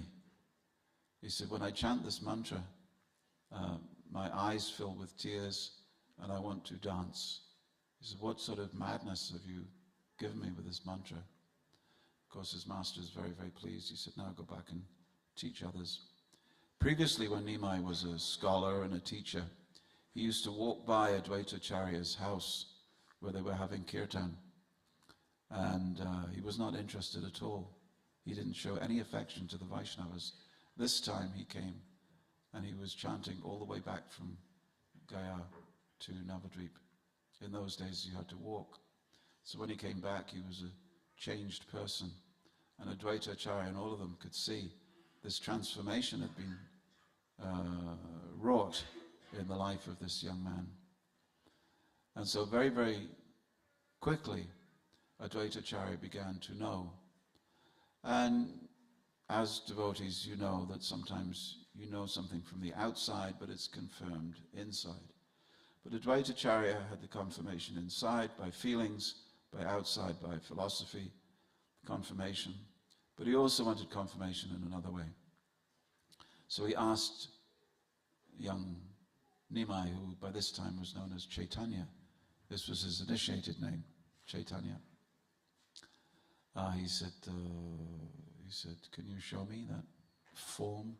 He said, I feel that you are the supreme, but can you show me that form? Nimai showed him the universal form. They began kirtan in Srivas Thakur's house. Caitanya, as he was, Chaitanya Mahaprabhu now, he was reunited with Nityananda Prabhu. He sent his followers out in Navadvip to search for him. They had kirtan at Srivas Thakur's place in the courtyard, the Angan, for a whole year. Even during that year it was not easy. There were sometimes tantrics, they were throwing urine over the wall. Can you imagine? Here's Krishna come in his divine form for Kali Yuga. He's really come to Kali Yuga when the urine starts coming over the wall. And yes, okay. We have a wonderful, you can still go to that place, Srivas Angan. And in that place, one evening, they had kirtan for 21 hours. You young men, could you do a kirtan for 21 hours? Would you like to do one today? 21 hours is a long time. The most I ever did kirtan was I led a kirtan for 6 hours, which I thought was pretty good in those days. It was in Bombay on a hot Rath Yatra. But no one told me to stop, so I just kept on going. But 21 hours is a very long time. Anyway, during that kirtan, he manifested himself as Ram to Murari Gupta. And a little while later they had a Vyasa Puja. And during the Vyasa Puja, Lord Nityananda went to him and Lord Chaitanya revealed himself as the the six-armed form of,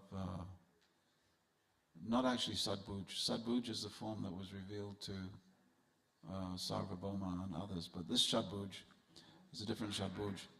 It is the, what did he have? He had the bow, and anyway, that Vishnu's four arms, the Shankha, Chakra, Gada, Padma, and the bow, and one more, the Mushala maybe. And then he revealed himself in the four-armed form of Krishna.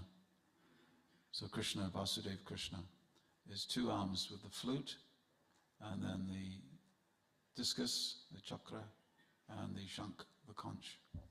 So Lord Nityananda was looking at this and just amazed. And then Lord Chaitanya became Krishna, just two-armed Krishna playing the flute. And then he was even more amazed. And he went to put the garland on him. And then he saw not Krishna, but he saw himself, he saw Nityananda. And Chaitanya Mahaprabhu told him, he said, yes. He said, I am even you. He became bewildered, completely bewildered. So there's wonderful things that happen in that time. And then, you know what happens. It comes time to take the movement out. The Chandkazi is petitioned by the local tantrics and other Brahmins. And they come and they say, when the kirtan goes on, they're keeping our deities awake. You can't keep the deity awake at night. So they have to stop the kirtan at a reasonable hour. They can't go on it. The tantrics were complaining. The Muslims were complaining. So Chandkazi had to keep the peace. He sent his soldiers. They smashed the drums on the floor. And at that moment, Chaitanya Mahaprabhu knew, now's the time. Now's the time to bring it out. So 100,000 men with lamps went to the doorstep of the Chandkazi's palace. And there, on the threshold, Chaitanya and the Chandkazi had a discussion. Some of the people started ripping up bushes. Some of the people wanted to set fire to things. They became very animated. Chaitanya Mahaprabhu said, no, we won't do it like that. Let's have a discussion. So they sat and they had a peaceful discussion. And then Chaitanya Mahaprabhu said, you must give us permission to take this Harinam Sankirtan all over Navadvip. And did you have that picture? Yeah, you still have that picture. You haven't moved on that picture. Well, in that picture you will see this, on the end of a pole, you will see the symbol. Sometimes you have devotees, it's round with two half circles taken out of it. Usually it has a crown on the top. This is the Chandkazi's symbol. No one was allowed to carry that symbol except the top Muslim magistrate. So it's an Islamic symbol made of the two moons. Okay?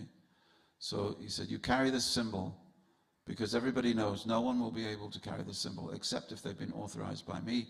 Carry this wherever you go, and you do Harinam Sankirtan with my blessings. And then the Chandkazi even came out on a Sankirtan party as well. Haribol. Okay. Okay. I just want to say, in conclusion, and thank you, Kishori, for being my watch.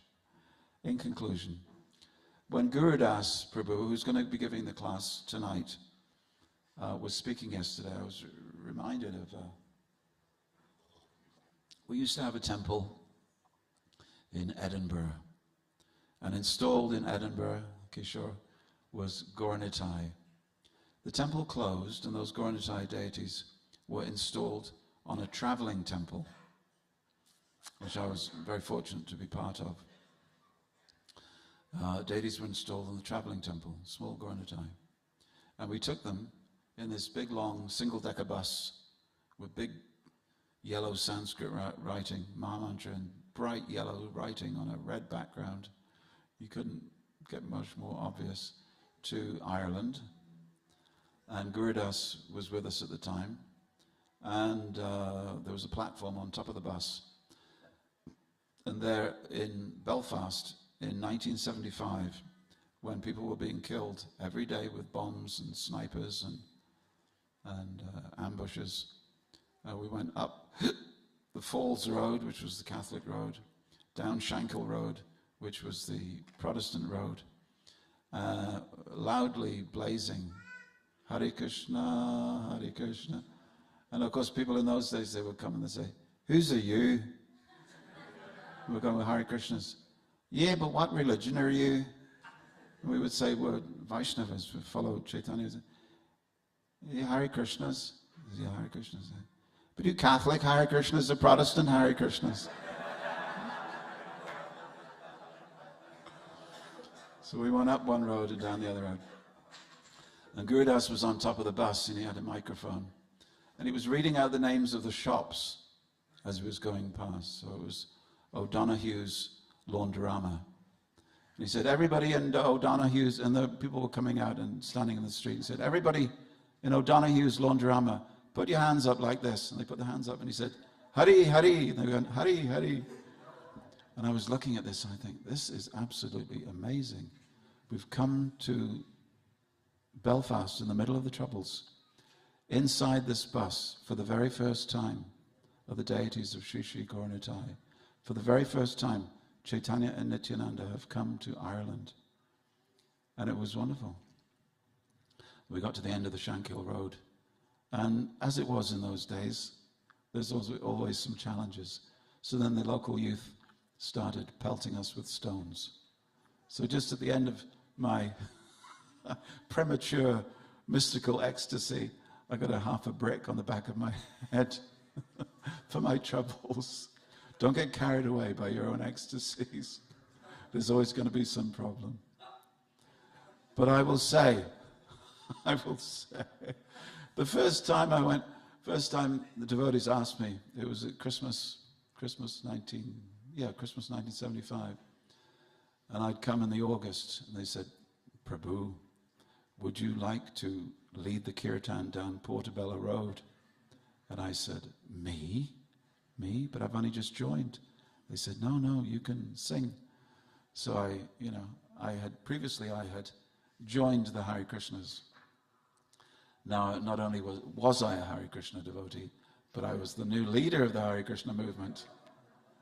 Don't think like that, folks.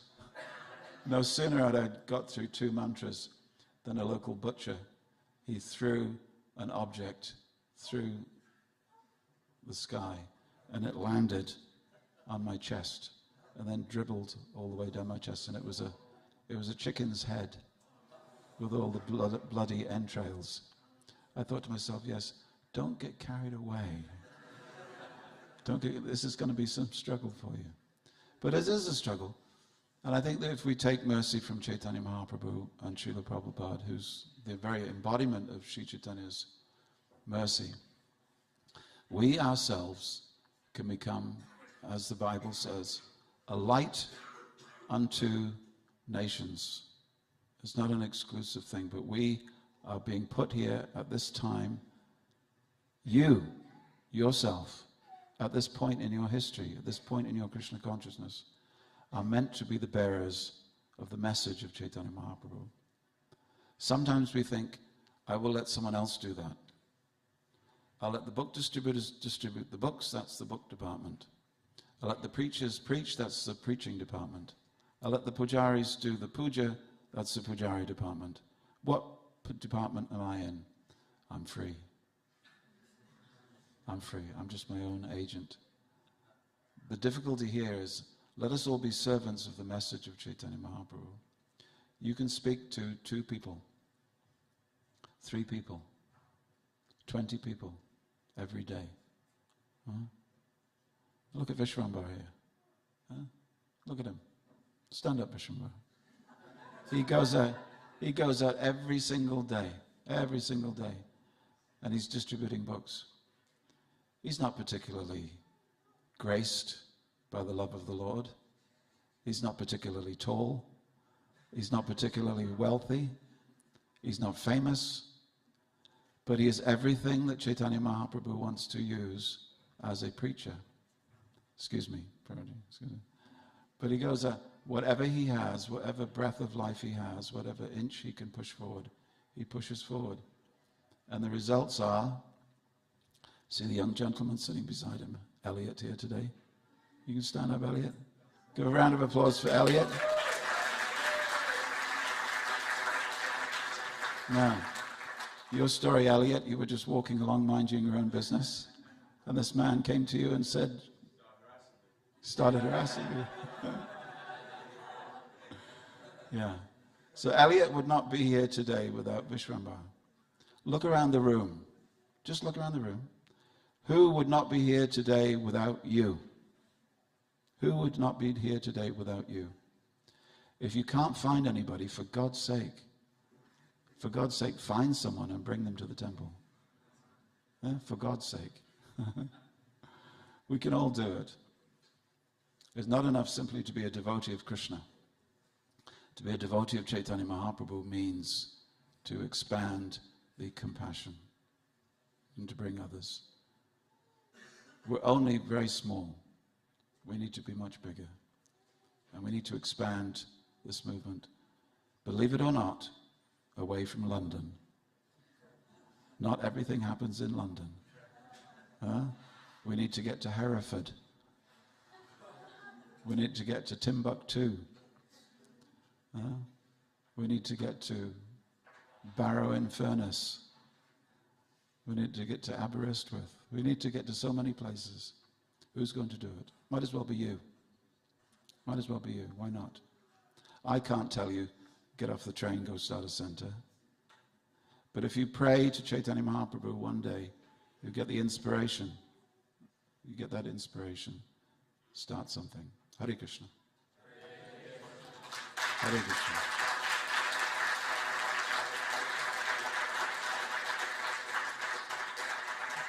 Thank you very much. Thank you so much, Mahaprabhu. And I think Vishwan Mahaprabhu is famous in his own right. And I think Elliot is now also famous because he's in Vishwan Mahaprabhu's Facebook. And there's a photo gallery of Elliot meeting all the different devotees here. I would just like to make an announcement actually that His Grace Guru Das Prabhu is actually here, sat at the back there.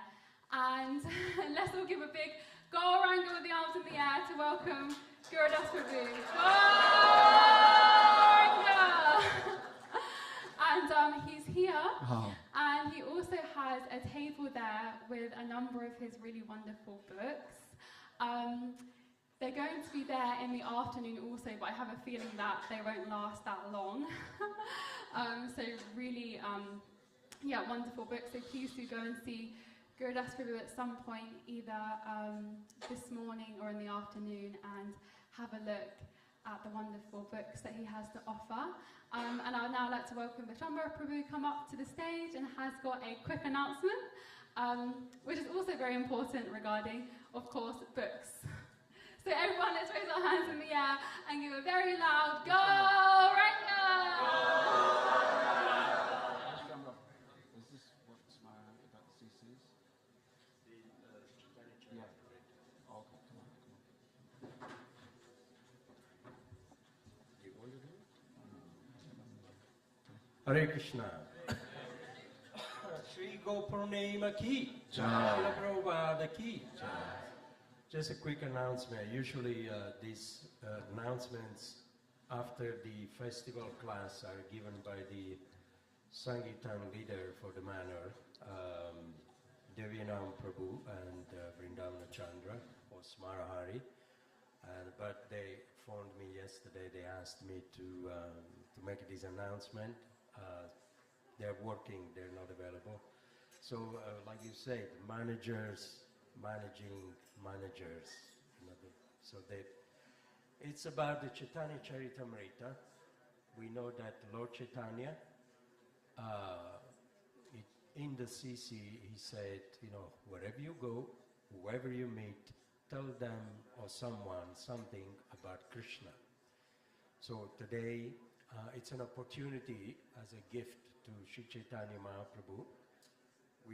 We've been blessed by the Chaitanya Charitamrita, which is Charitamrita, means pure nectar, love.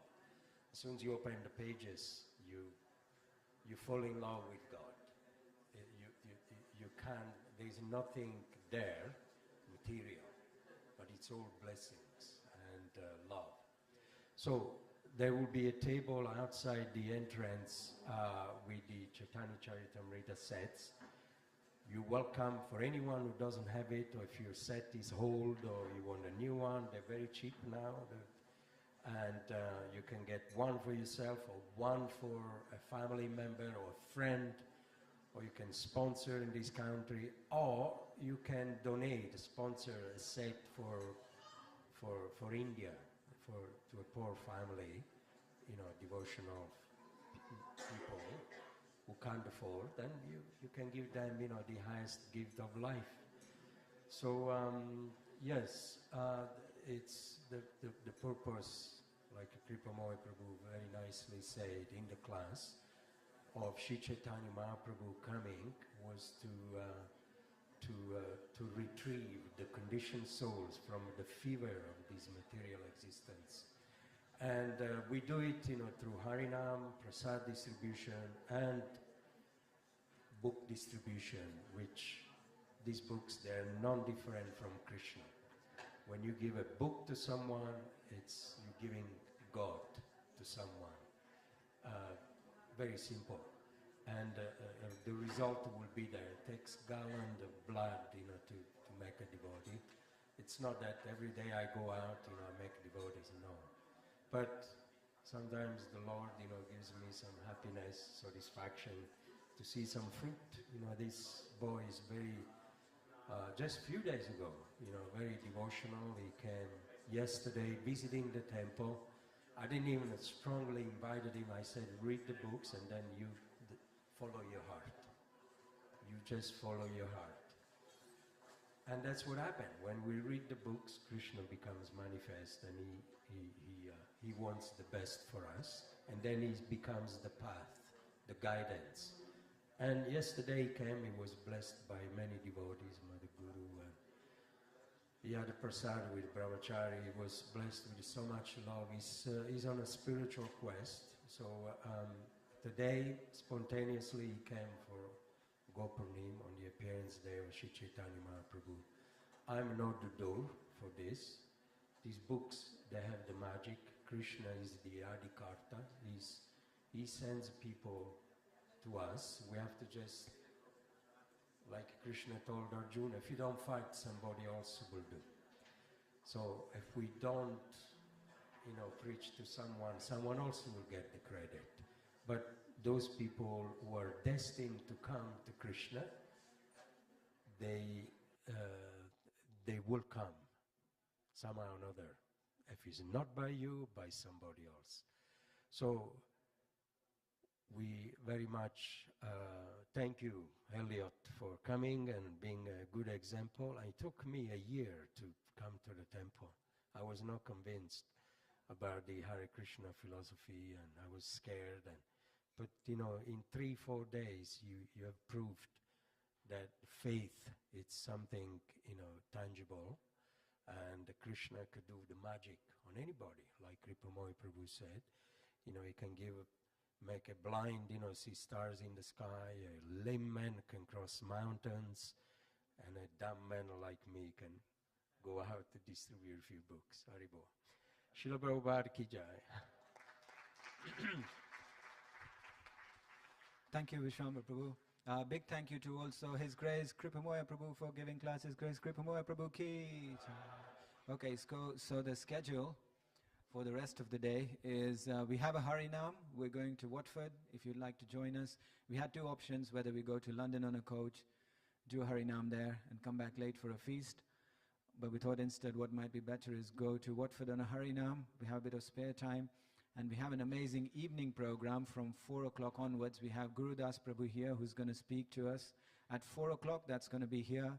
Then we have an Abhishek, we have drama, and we have the feast at 6:30 p.m. So 4 o'clock in here if you'd like to come. But you can head over for Harinam to Watford. That'll be at 11 o'clock. We're meeting near Cafe Nero. And if you do want to go to London, you can. You just have to make your own way there. Thank you, Hare Krishna. Thank you for joining us. And we will see you hopefully in the evening. Hare Krishna. Hare Krishna. Sri Chaitanya Mahaprabhu ki jai.